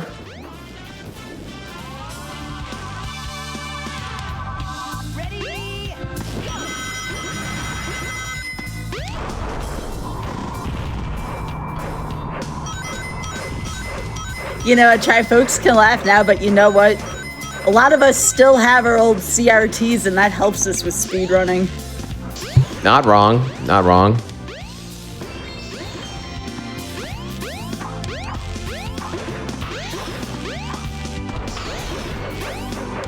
Okay, actually, I didn't want to do this. Crap. Okay, I intended to actually go back on the trail there a little bit.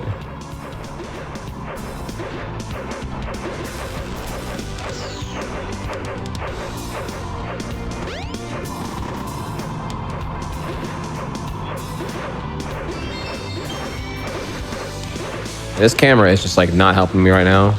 Okay. So we need 400 rings. I got 300 right now. It's gonna get a little fuzzy here. I forget if I don't think I have enough. I think I need like 350 by now. So we'll do our best.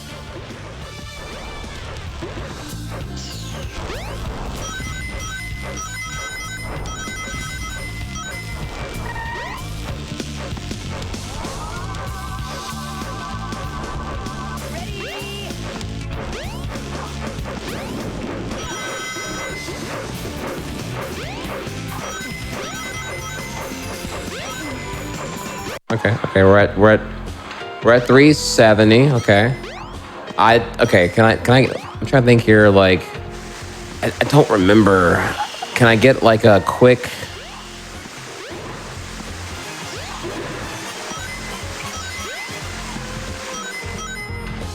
quick 20?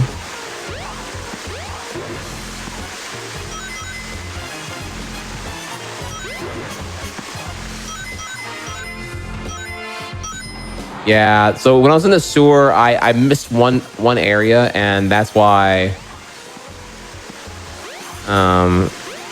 This is cringe. Oh, there we go. Okay, never mind. It resets.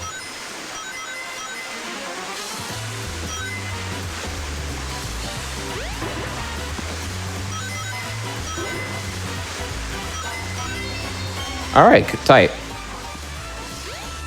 Actually, those are different slot machines, obviously. As many rings as you can. It may even help. All right. I'm sure if you've watched speedruns of this game, like you haven't seen anyone actually go for the honest 400 coin route and like a 400 ring route in like forever.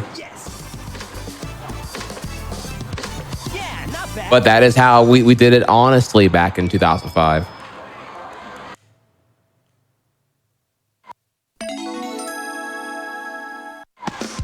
When did you first play Sonic Adventure? Was it on the Dreamcast or was it already the PC or GameCube? Honey, you're talking to a huge Sonic fan. Of course it was on Dreamcast. I was on Dreamcast. Baby, we're talking September 9, 1999. Who could forget? $9.99. I was begging my mom, like, please, all I don't want anything else. I don't care. Just like, I will get AB honor roll, whatever you want. Just give me please give me a Dreamcast and Sonic Adventure 1, and I will be a good boy. Yeah, the only time I ever played this game was back. I don't know if they still do this today, but back in the day in the stores, you could actually play like the newest console with the newest game. So I played it in the stores, but I never owned a Dreamcast.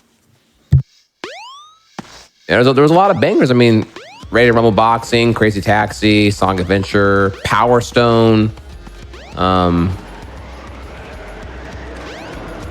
This Soul Calibur 1. I mean, it was...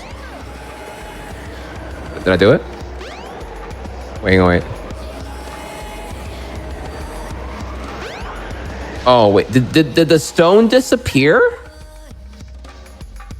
Okay, so you have to like toss the stone. Oh my God, come on, dude. Oh my baby, I got gypped just now. The stone just glitched out of bounds. Okay, all right. So now I gotta go back to Station Square and grab it again because this game is as buggy as I remember it being. We're talking about consoles at the store here. I'm gonna date myself horribly. I remember playing the Super Nintendo at the local Sears. Dang, what? Yeah, I know. It was... I was like, what, 4 or 5, and I remember being at Sears. You remember that? I don't even remember, like... Oh, I remember that.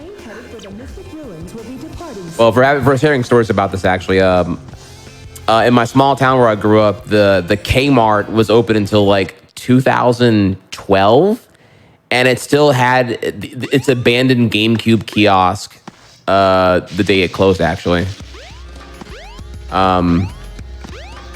pretty crazy stuff. Actually, it wasn't working or anything. They didn't have it on, but the GameCube kiosk was still there.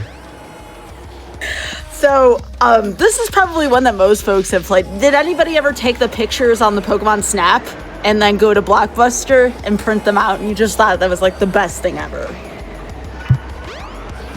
I don't remember that. I remember Pokemon Snap was never in stock. Like, it was like permanently sold out. That and freaking Pokemon Stadium 1. I could never play it. Like, oh my God, all my friends, where am I going? Okay, I'm sorry, I'm going the wrong way. This camera is like next level bad.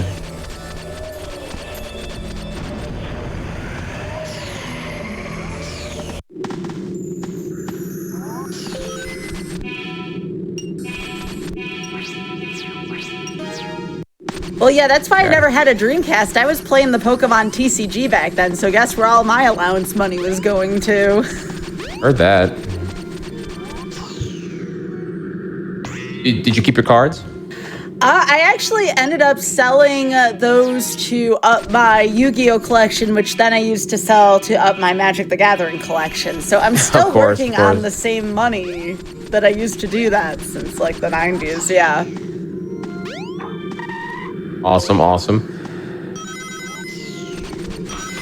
I've told the story before here, but I actually kept all my cards. Really? I never sold the Pokemon for Yu-Gi-Oh, Yu-Gi-Oh for MTG, etc. here, so I still have all that.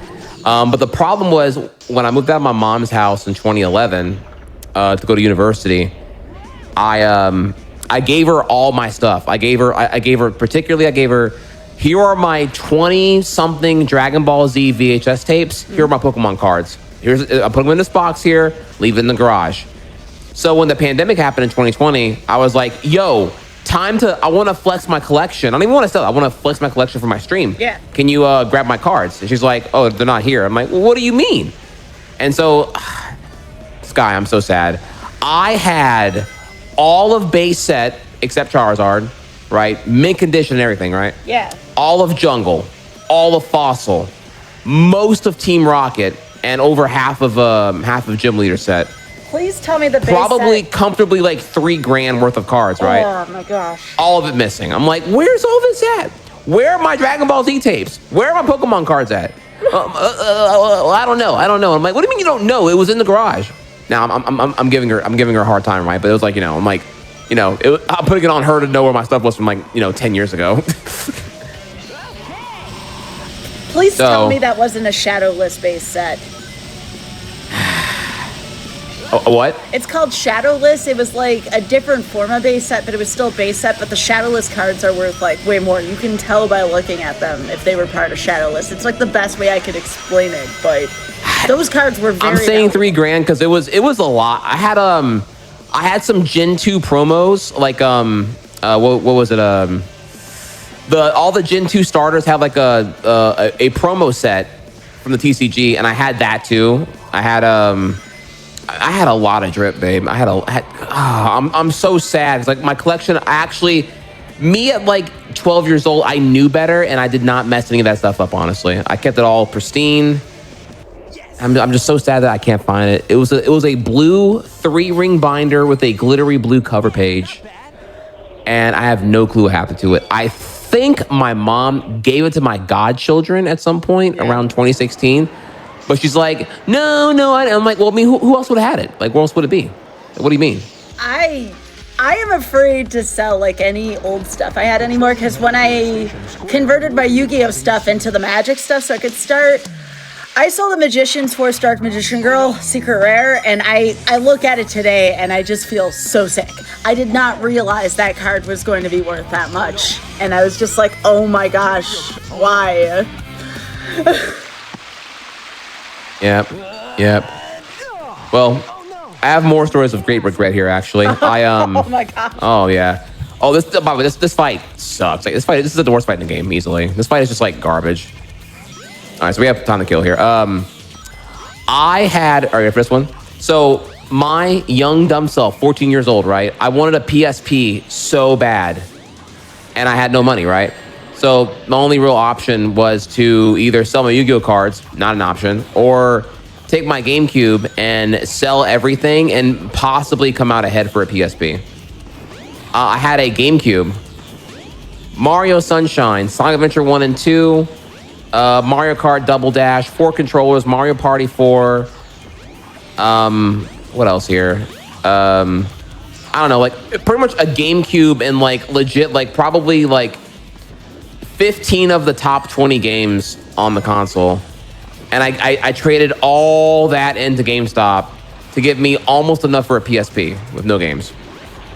The regret I had like 2 years later, I was like, oh my God, I had everything. Why did I do that? Yeah, fortunately, in the game department, not in the card department, I actually still have most of my old games. Now, granted, the boxes probably aren't in the best shape possible, but I do have my Mario 64 box, my Ocarina of Time box. Apparently, from 64 on, I kept my boxes. Should have from the Super Nintendo, but again, like... Okay. I was like a kid, how would I know to keep my Yoshi's Island box or my SMRPG box, you know? Wow, that was so lame. That was so lame. When chaos sticks his head out, it's your chance to... Oh, shut up. That was such a cheap attack. Oh my God. Yeah, but I guess it also taught me a lesson, right? About like, you know, the pain of like impulsively pawning your stuff off for quick bucks. I don't sell anything anymore. I don't sell games or my trading cards or any of that stuff. Like, you know, still got my Wii U. For example, I got my Wii U, I got my Wii, I got my 3DS.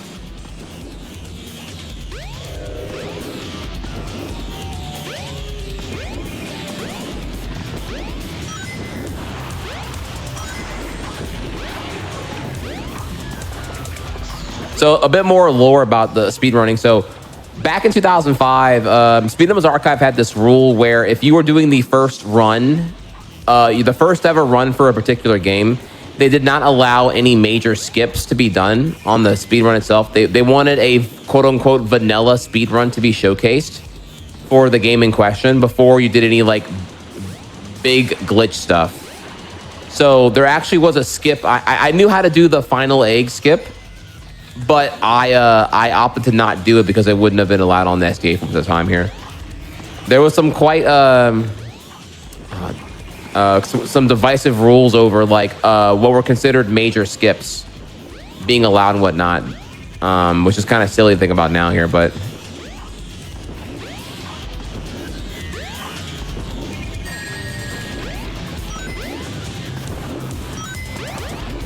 Yeah, this fight is just dumb. Are you done yet? Are you finished or are you done? I'm just waiting on you.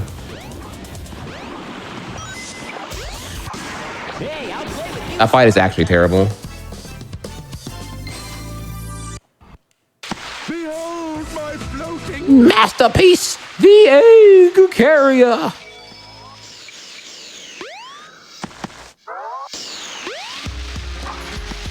Okay, hello. That was interesting there. Sonic!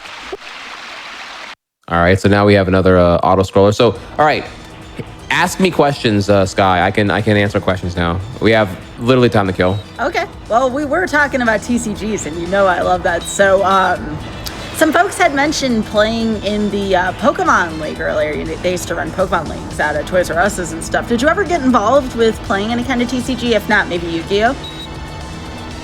I actually did. Weird enough, I actually never gave the Pokemon TCG a chance to play the game until like I was in high school, actually.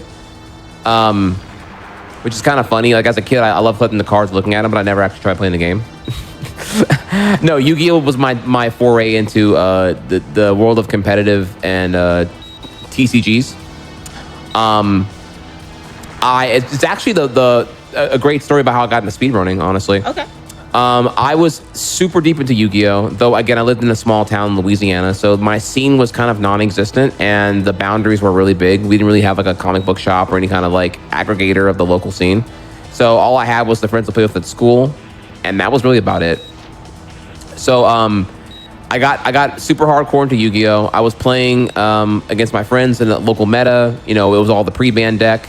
And then by the time I got into high school, you know, I caught word here that Japan had a ban list coming out soon by late 04. And I was quite excited about it because at the time, as you may remember here with Yu-Gi-Oh, beat stick decks were prevalent. They were by far the most economically viable. And there were many other decks that you could technically do, like, you know, like level limit area B, low level monster lockdown, Mirage of Nightmare lockdown, Exodia decks. I think what else here? Got a grass too. Yeah, Yada locking, you know, and all that jazz there. Yeah. Gas The AK skill. Dragon. So then everything changed whenever that new set Invasion of Chaos came out, which included some very controversial cards you may remember here, like Chaos Emperor Dragon and then Black Luster Soldier. And now came the inception of Chaos decks. And I thought they were way too powerful. I'm like, yo, these decks are not even close, man. When you're using all the staples like Painful Choice and Monster Reborn and everything else here, just like the amount of board disruption was so asinine that I'm like, yeah, this is dumb. Like what can actually stop a Chaos deck other than an anti-Chaos deck? And at that point, if you're running anti-Chaos and you're running anything that's not Chaos, you're also equally, you know, screwed. So I told my community, my high school, hey, look, there's a Japanese ban list coming out soon. Do y'all want to give it a shot? And they were like, nah, because you know they had spent all the money on their cards already. They're like, no, dude, this is where we are. Sonic, wait up! Here comes Amy. I was relieved to see Magical Scientist banned. That was the first experience I've ever seen. Oh my god, Magical Scientist! Oh my gosh. Magical Scientist, FTK, OTK decks were, oh my god. I mean, it's dank because it's kind of like a funny deck to like do once or twice here, but like to run into that routinely is like annoying. It's such a OTK gimmick deck. Like they're either gonna win or lose because of their own combos, right? Like it's rarely like you actually mitigating their strategy. It's either they didn't get it or they didn't get their strategy or they did. Period. I don't know. A lot of the FTK OTK combo stuff is like really some of what I dislike some of the most about Yu-Gi-Oh long term. The over reliance on just like the lack of player interactivity being like what is like the best way to win the game. Like I don't care what deck you have, I want to just like shut you down before you even have a turn 1 to do anything. Which now now you have like hand traps in Yu-Gi-Oh, and that's like that's helping fix the symptom, but not really solving the problem in my opinion. But again, also I have like maybe I have some hot takes concerning Yu-Gi-Oh as well.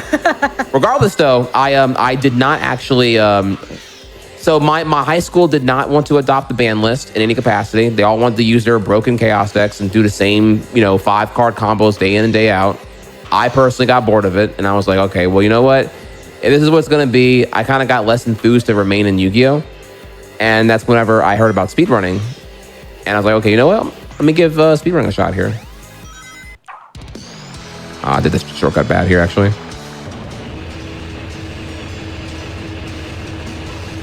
Yeah, but I mean, could you imagine magical scientist just like summon any fusion monster for a static amount of like that's just crazy. Also, I'm doing the wrong thing here. I'm sorry. Yeah, it was the catapult turtle was also the culprit in that deck. Correct. Yeah. Yeah, catapult turtle, and if you were poor, you would settle for cannon soldier. Not quite as like useful for the FTK, but people still would anyway. Okay, so here comes the shortcut time. All right, see if I can do this here. So, oh, okay, well, here we go. All right, so minor here, but this was like big in 05, doing that little shortcut right there. So we're gonna come up here now. And we're going to actually respawn at checkpoint. I just hit it. Okay. I just fell off for no reason. Okay. I'm happy that you got out of Yu-Gi-Oh! Before a card named Fiber Jar came out. I don't know if you were familiar with Fiber Jar before they banned it. Yeah, Fiber Jar and Morphing Jar. Yeah. I actually am. Yeah, Fiber Jar completely restarted the game. Like, it completely just was like, okay, everybody shuffle up, and we are going to draw a new hand, and everything except for life total, I believe, was just... I was still passively into Yu-Gi-Oh! I was like totally out by the time... I think it was when Synchros came.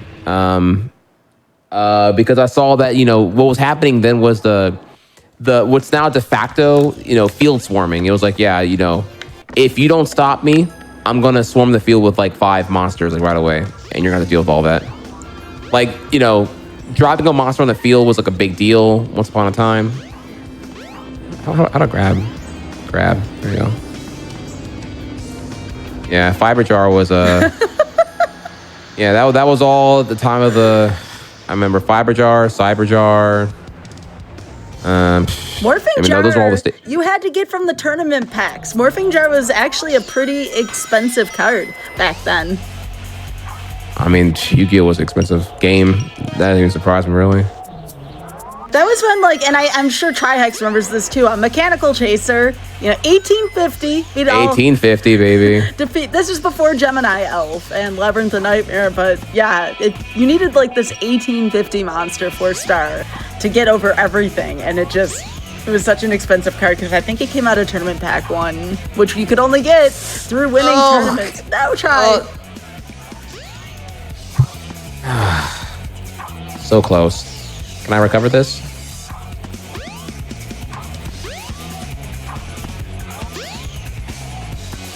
Okay, so I think you can recover this, but I don't know how to do it. Oh, wait, let's go over here. Okay, wait. Okay, here we go. Yo, saved. Nice. Okay, let's go.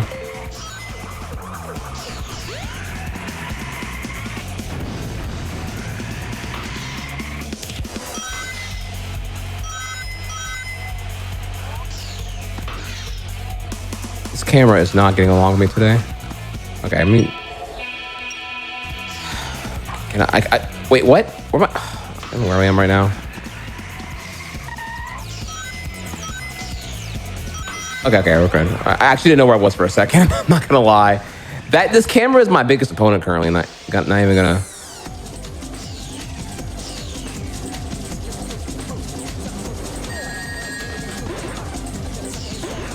Oh my gosh, this camera angle. You weren't kidding, Char. Oh no, yeah, it's a Sonic Adventure 1 is impressive or it has an impressively bad camera angle, bad camera.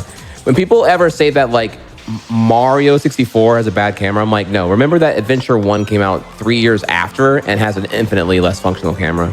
I think Gex, Enter the Gecko, is still the worst camera I've ever seen, but this is close. I can get humble with Gex because Gex was like, I don't know, I think like pre DualShock 1.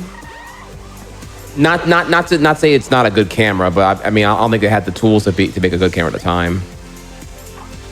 I think if you look at like cameras before like 98, it's just like it's a hot mess.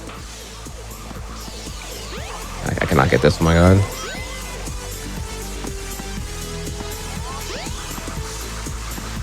Okay.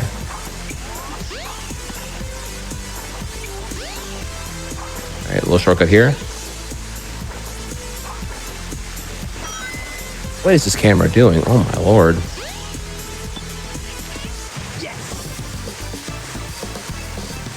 I don't know how you didn't get motion sick going down that one segment where Sonic was looking down that tower, because I'm like, oh, I gotta look away. This is Oh yeah, about that actually. So you were telling me this funny story about how you were getting motion sick when when you were playing Metroid Prime Remastered, right? Yes. I never felt. One second, You have to find Amy. She should still be in this city. After Speed Highway. Oh my god. Well, I don't know where she's gonna be at. Oh wait, actually, hang on. Ooh, I forget where to go now. Actually, I'm going to assume she is.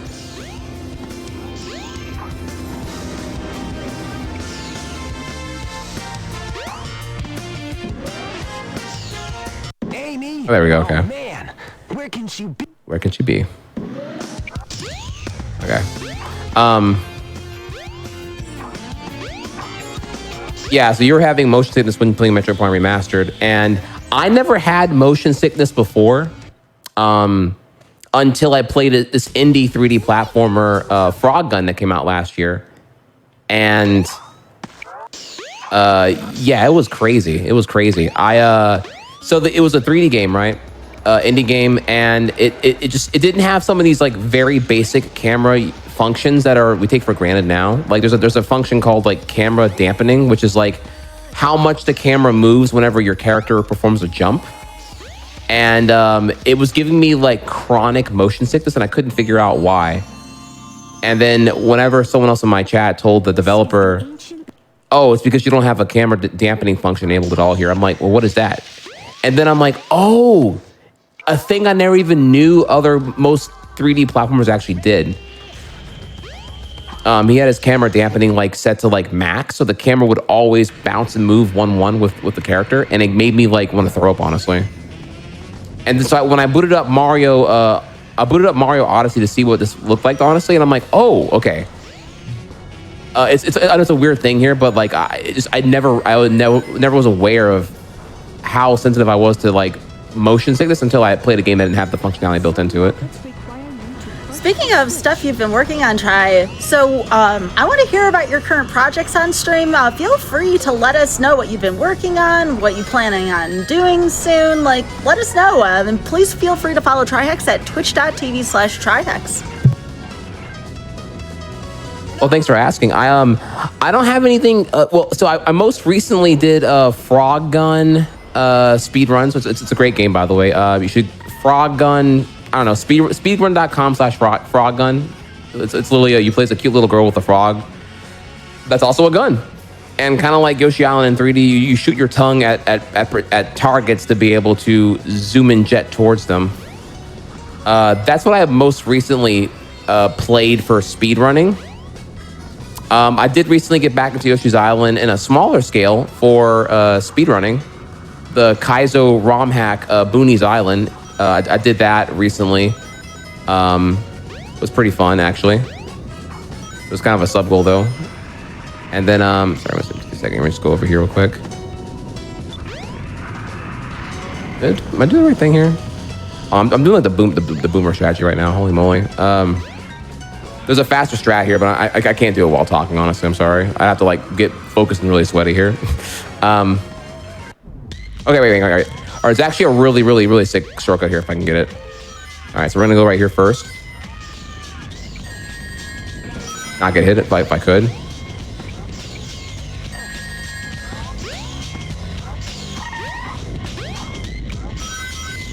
Okay, and then we're gonna.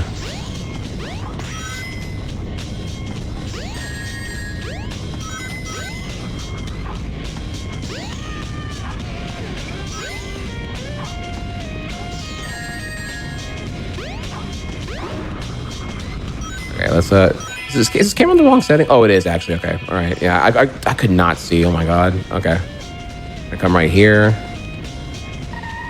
and tilt us a little bit up here.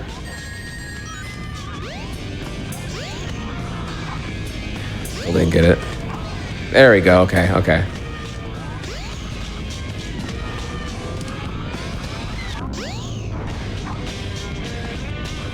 And I failed it. All right, I'm no longer saving time anymore, but it's like really cool to see.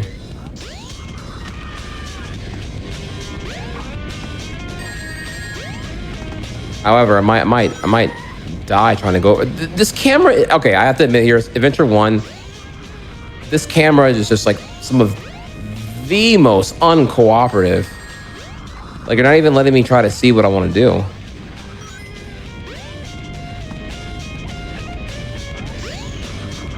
Okay. And I still failed it. All right, well, GG's, I tried. Yeah, so if you can get up there, you can skip the lava cycle, and it is cool looking, and it does save a little bit of time. Though it saves like, like, I don't know, like a few seconds. I'm dead. Okay.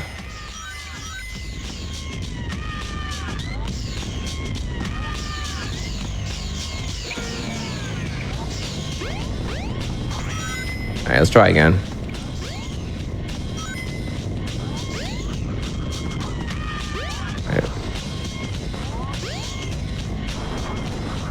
All right. Again. So the problem is once I move over here, the lava starts to rise, and I can't really go for it anymore. So I was close, but I didn't quite get it.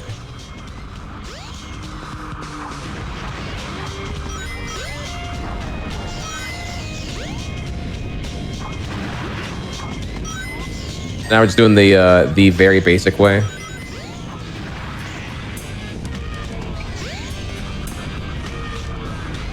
You can see now where this is where I would have been had I gotten a shortcut. So we would have skipped all that right there. However long that was.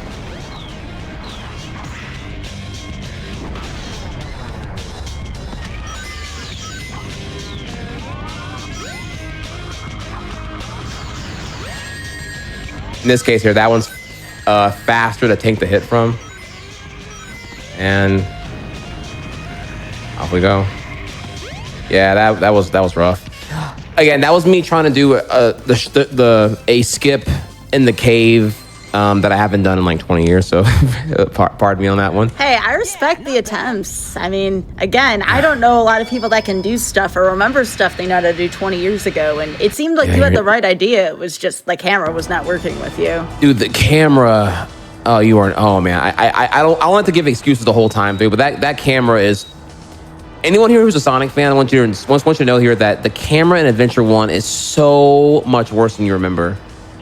So much worse. Like, you're used to playing like modern games of like very understood and competent 3D camera systems. This is not one of them. This is bad in its time, and it's bad now. Oh my god. Well, so yeah, I've recently been working on. I did Frog Gun. I did some Yoshi Island Kaizo stuff. Actually, not quite the Yoshi Island full game. It's a short, like little, like 20-minute thing I did. Quite exciting. What I have coming up right now in terms of speedrunning, actually, I don't quite know. Right now, it's a kind of an exciting thing here. I've been actually hitting my like gamer backlog. So I've been finally like playing games and genres I've never touched before, which is actually quite refreshing. So like I didn't even try a roguelike until I played Hades and Slay the Spire back in 2021. So I found that genre is like totally, addictive beyond repair. And I've been kind of scared to try out other ones here. People have been telling me, you got to play Dead Cells, you got to play this, you got to play that. And I'm like, man, I'm already like, I've never played a RTS before. I actually have never tried a JRPG. If we're excluding like Paper Mario series and Pokemon, I've actually never played a JRPG before either. So I don't know. My channel right now is more like hey, I'm a speedrun veteran who is finally playing games for a change, which I know sounds like, just good old variety, but like I admit I'm tackling the variety games from the point of view of a speedrunner. I guess I'm already, I'm playing them and I'm like, okay, what's the optimal build? What's the efficiency route here? I get caught up in that stuff pretty quickly when it comes to like even playing the games casually and whatnot. So I've been doing that. Like I said, I'm quite excited for Tears of the Kingdom. I'll be revisiting Breath of the Wild hard mode. I might even hop on some all shrines speed runs. If I finish Breath of the Wild early and I have time before the release of Tears of the Kingdom, then yeah, like probably like late April until like mid-May until the release of then, I might hop on all shrines and see what I can do there. I just finished my Breath of the Wild playthrough of Master Mode. It's pretty good. Yeah? Yeah, so I did Breath of the Wild vanilla in 2017. I never did Master Mode. I did the DLC, but not Master Mode. So when I revisit it 5 years later, next month, I'm going to... I'll definitely do Master Mode this time. Did you find it significantly harder? I wouldn't say so unless you went to the DLC in Master Mode. That was pretty difficult, but other than that, your weapons seem to break a little bit more. There's that HP refreshing on the enemies. Other than that, it wasn't too terribly bad. I see. Well, that's my plans there pretty much for now. I mean, just a lot of big games between Resident Evil 4 HD, Breath of the Wild revisiting, Tears of the Kingdom's gonna be probably like a whole like month plus, kind of like how Elden Ring was for me as well, and then Final Fantasy 16 in July or in June, which is looking really awesome, by the way. Oh, wow! It's changed shape. All right, so now we have Sky Deck. This must be the way to the Sky Deck. How's my time looking so far? I bet it's bad. I don't think it's too terrible. Just under 49 minutes, and that's counting up. Okay, 49. Okay.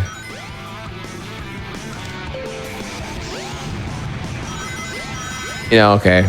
I was hoping to get, maybe like a little saucy in the 1 hour range, but I don't think it's gonna happen at this point. I'm a little, but it has been 20 years, so what am I expecting, right? Like I said earlier in the show, this is some of the rustiest content we've ever had in terms of just sheer length of time since you've done it. I like that personally. Yeah, you're right. I have the rustiest run record, world record, right? Well, Rusty percent. Rustiest run of anything run on this show so far. Yeah. All right, I'll take that. I'll take that. I'm a king. I'm a king in some kind of regard here. Let's go.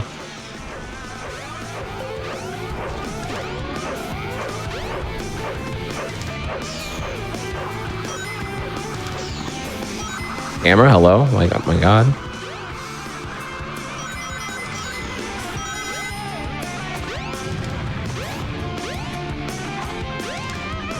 So what is this camera doing? Am I in free mode still? Oh, I am. Okay, that's why.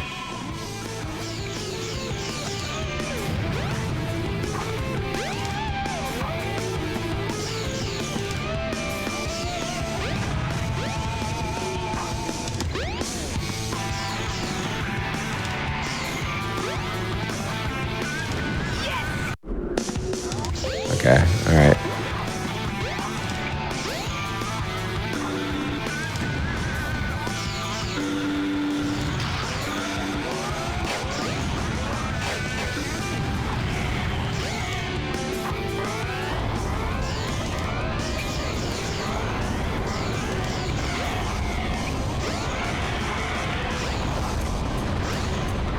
So where this cannon here pops up is going to be random. You got to react in time and get that. Okay, so there's a really sick skip here. Let's see if I can get it. I probably won't, but we'll try. All right, platform goes up over here. Swap the free camera. All right, set the camera here, please. All right, this little slope right here. Okay, here we go.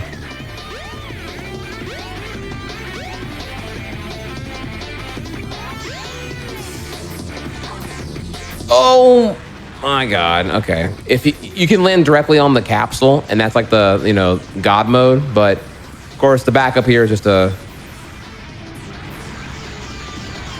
hit the switch and then go ahead and do it. So that skips a whole bunch of stuff, honestly. Yeah, not bad. Well, yeah, I don't, you know, I'm sure the very talented speedrunners now in Adventure 1 have probably, they super nail that. I don't know actually what they're doing to manipulate Sonic to fall directly on the capsule. Because that camera, dude, the camera is fighting you so hard right there. Like, and unfortunately, where the camera is somewhat influences where you're, what holding forward on the control stick's gonna do for you. These fights are so dumb. Oh my God.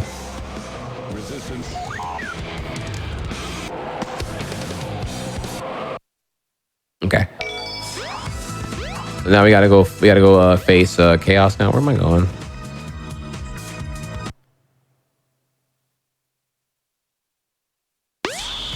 Okay, so we gotta switch the ship modes here. So we're gonna now why Eggman has a this coin trail or ring trail specifically for camera. Hello.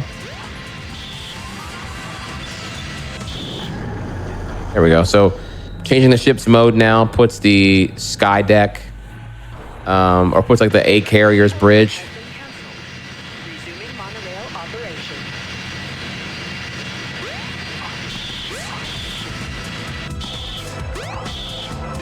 Can I reveal like an embarrassing fact about myself here, Sky? Huh? Embarrassing fact. Yeah. When this game came out, I know people make fun of the anime running, anime running arms. I want you to know that I did that because of Sonic.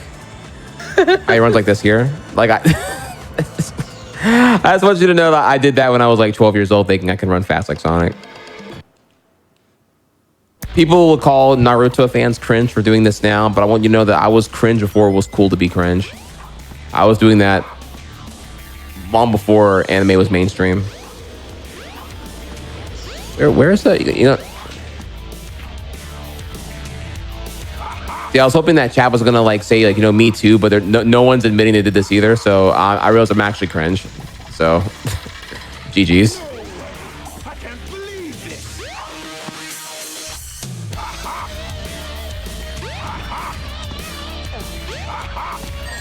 I thought it was cool, man.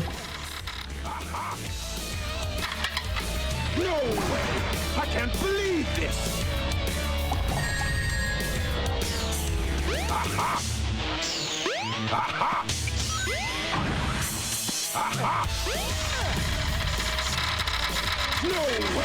I can't believe this. Mm-hmm.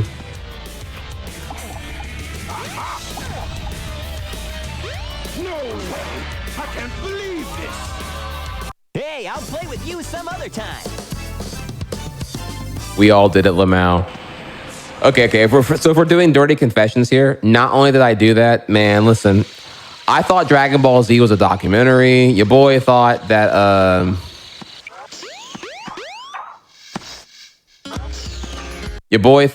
like if he like yelled too hard, I would turn Super Saiyan. I didn't want to reveal to my parents I was actually a Saiyan, and that I can turn Super Saiyan too if I put my mind to it and whatnot.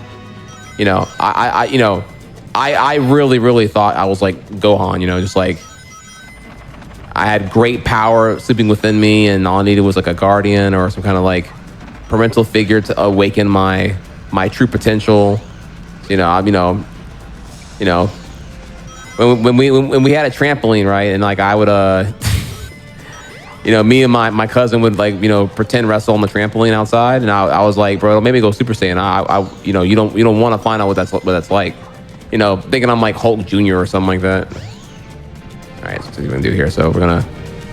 That is not how you do that.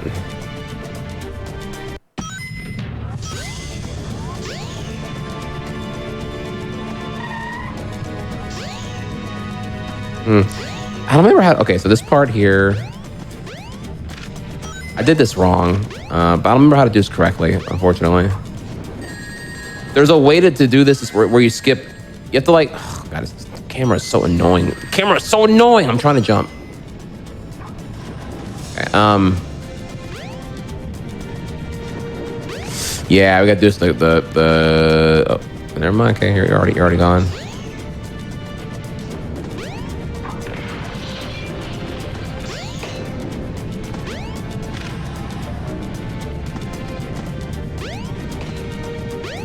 We're all the protagonists of our own story. Exactly. Yeah, I was,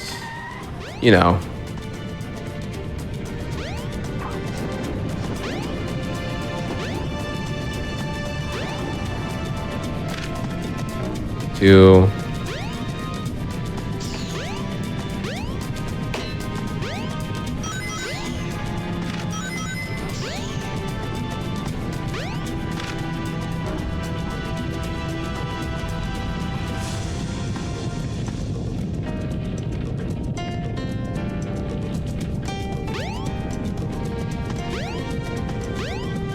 Here for a second. Yeah, so I just, I would, I thought I could turn Super Saiyan. I ran like Sonic. I was, this camera right now is killing me. Okay. I actually cannot see right now. Okay, thank you.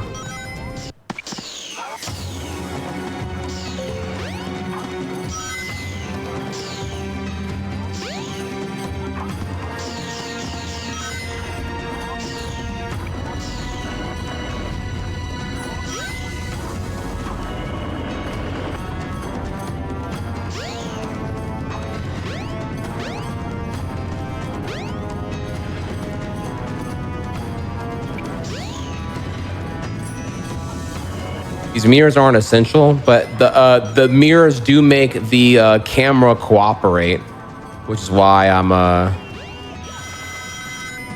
why I did that one right there. And I'm also low on lives right now, as you can tell. I only have 1 life remaining, so I need to I don't want to game over. Maybe I should get a life right here. Actually, there's an extra life right here. Well, never mind. I hit the spring there.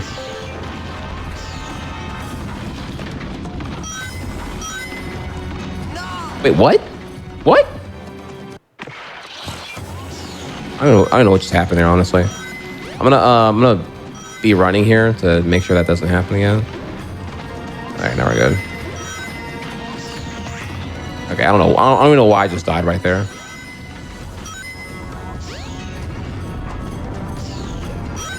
All right. Okay, let's see. So we're gonna go right here, and we're gonna trigger this. And I want to say you run up this. Okay, not like that though. Okay, you run up this. No! Bro.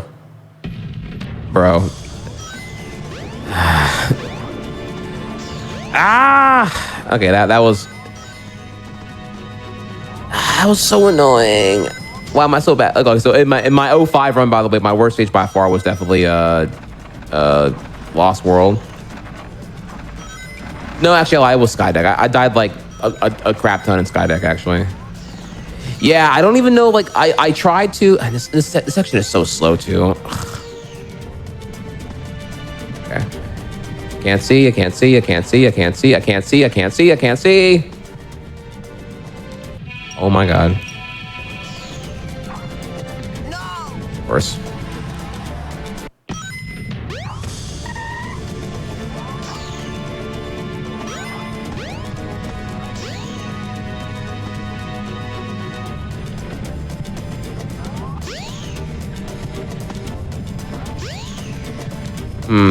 I don't remember how you. Okay, so somehow when you go behind the snake head, you're able to like Switch to raise the water level. get a nice big slope.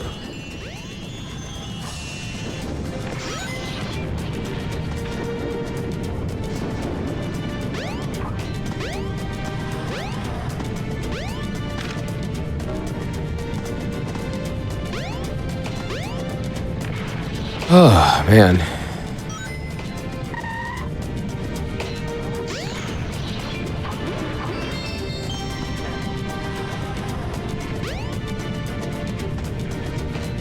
You know what you should ask me, Sky Bills? You should ask me Yeah? what my favorite GDQ run I've done so far is. Yeah, let's go for it. What have you enjoyed doing so far? Ooh, okay. So the thing is, it was a good question because I don't know the I don't know the answer. I think most people would say they probably remember the Yoshi Island 2014 run the most because it had the fire alarm happen in the middle of it, right? The one that everyone always talks about. That one was pretty cool. That was also, that's also it's also my favorite GDQ. If I could pick like a GDQ that I have like the most memories to. Not saying that the more recent ones are like, the same thing, just more like it's the one that like I think I grew the most from. Cause I was like at a point in my life where like speedrunning wasn't like, I wasn't a full-time streamer, but that was the year where I was like migrating towards becoming a full-time streamer. And like I met a lot of friends that year. It was I don't know, just something about that year was like really magical for me. It was the year where it was the GDQ was at the Crown Plaza Hotel, and I just fell into my death. And just like maybe the buffet was like really lit. The breakfast buffet was really, really good. I don't know. It was a really good year. Really, really good year for me. A lot of sentimental things happened that. Hello? There we go.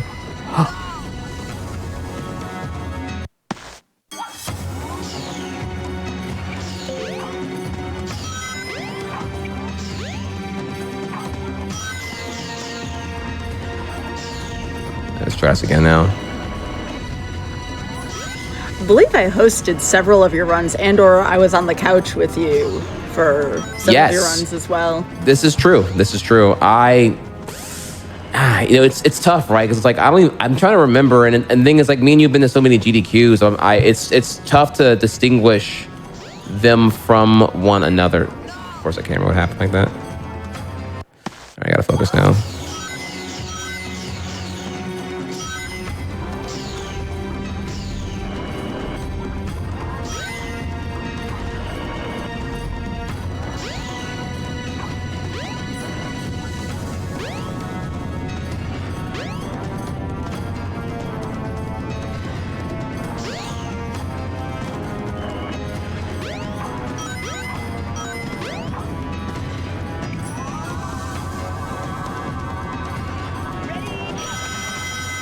Okay. All right, so when we get down here, we're gonna take another one up. Okay, yeah, like we are the epitome right now of safety strats. The worst case scenario already happened where I got a game over. Actually, that wasn't even one up. It was a bubble shield.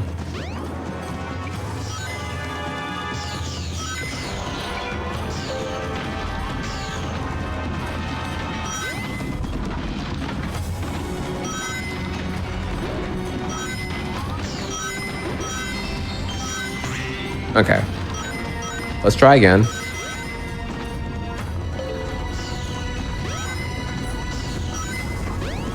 Okay.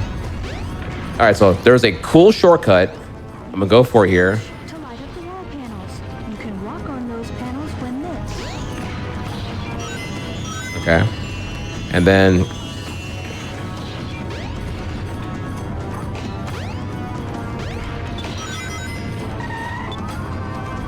this is not the right way to do it, but I'll take it though.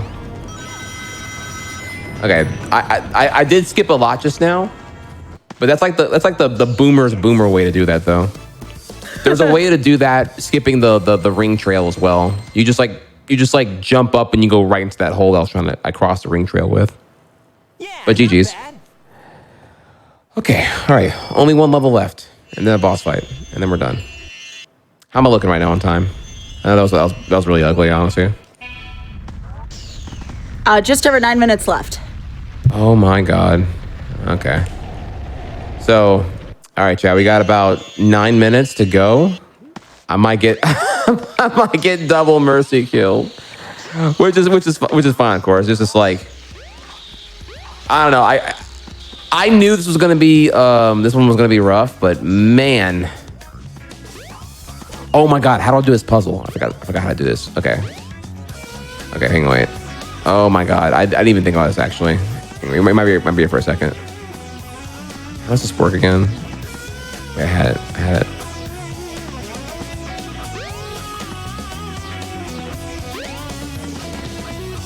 Oh man.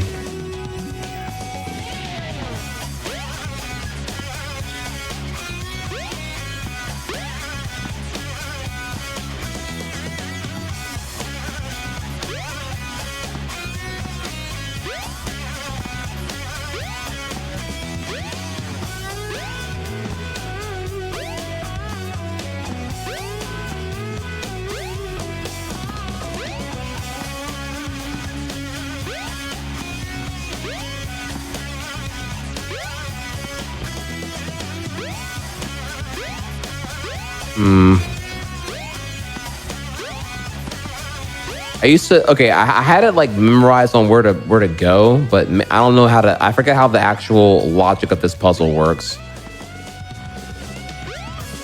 Oh man.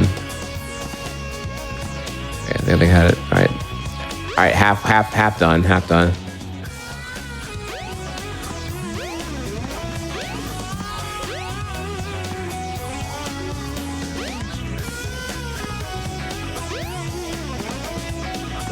No, I'm losing it.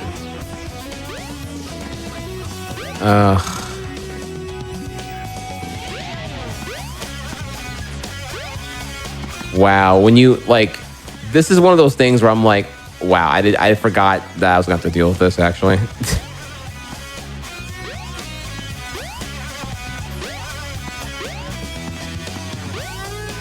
I just wanna apologize to GDQ chat here. I'm sure you're all like throwing tomatoes at the screen right now, like, or alternatively, you're resonating because you're like, oh yeah, this puzzle was kind of hard, honestly. I think more folks are reminiscing more than anything about this puzzle.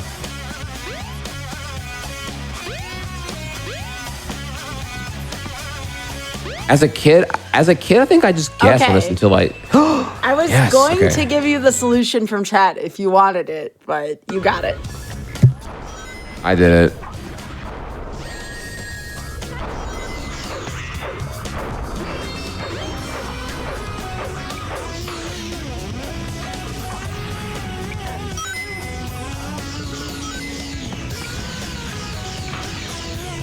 Yeah, so there's a pretty huge skip here, but admittedly, I never got like really good at it because GDQ, or not GDQ, sorry, SDA prohibited major skips until you had a category for the game already done.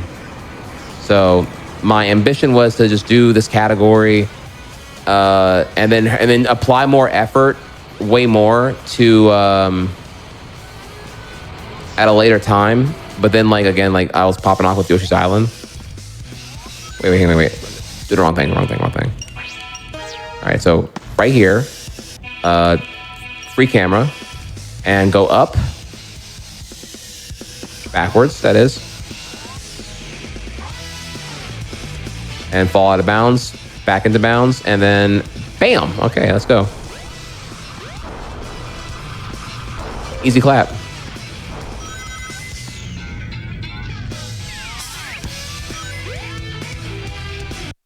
And then fall here, take a death, and then that saved a ton of time, by the way. That was awesome. I think that was one of the skips I could not do because of the GDQ, I keep saying GDQ, SDA ruling. No, unlike SDA at the time here, GDQ very much allows all the fun things to be had, all the fun skips.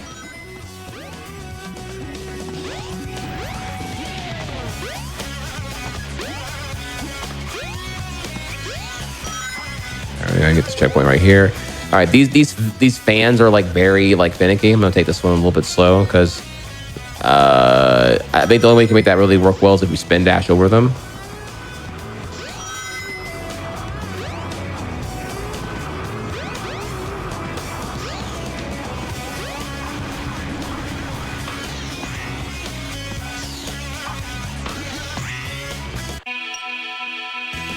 This auto camera? Wow. Yeah, this camera is just bad. All right. Right here. All right, cool.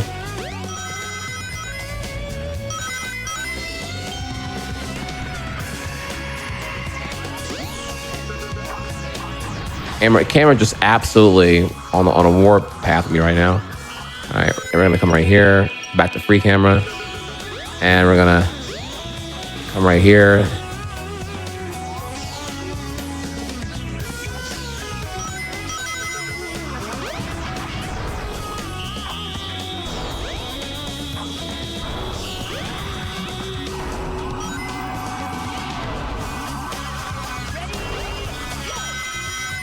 And okay. Yes. All right. That was actually a lot better. Okay, that was like my first level that actually I'm happy with.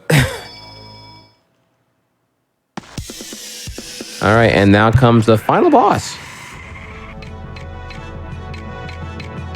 If I first try this boss, I mean, we might be able to actually clutch the mercy. Get a load of this. It's pretty autonomous. Oh wait, well I guess. I mean that would probably be one of the things I shouldn't do, honestly. 3 minutes is pretty tight. I don't remember because this fight's mostly auto scroller, so I can't really do much by now. Get a load of this. Get a load of this. Get a load of this.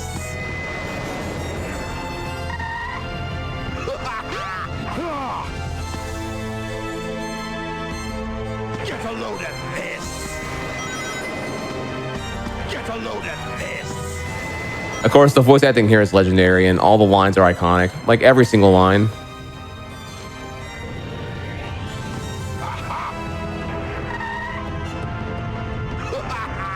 See if you can make it through here, Sonic. Taunta body combo, of course. Get a load of this. Get a load of this.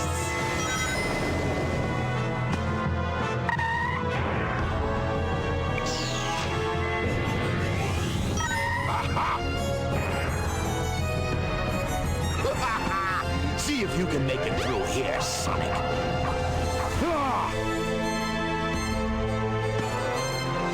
Get a load of this. Get a load of this. Get a load of this.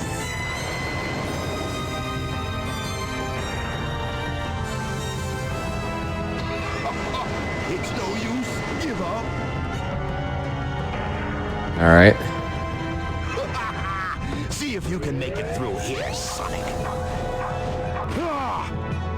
All right. I think 2 hits left, but now it's gonna be a different pattern. Get a load of this. No, never mind. Load of this. And then pop up on the Get a load of this. 30 seconds. 30 seconds. All right. Well, this is thing. It's no way. I can't believe. Oh, is that one more? I don't know. It's gonna be so tight. All systems full power. Oh crap! Here it comes.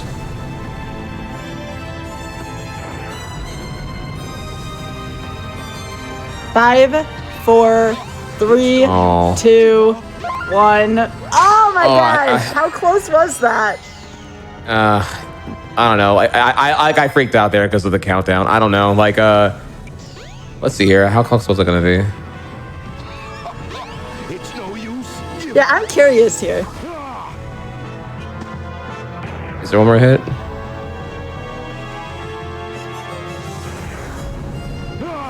He's not gonna get away with this.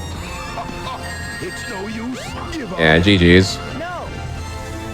Actually, I was kind of freaking out there. He destroyed all the stuff, honestly. So, yeah, I'd say probably had I not died there or choked, I was within like 40 seconds. Wow. It was under a minute because he's gonna do like one more little like gotcha move, but then you just go ahead and like avoid it, and then you're done.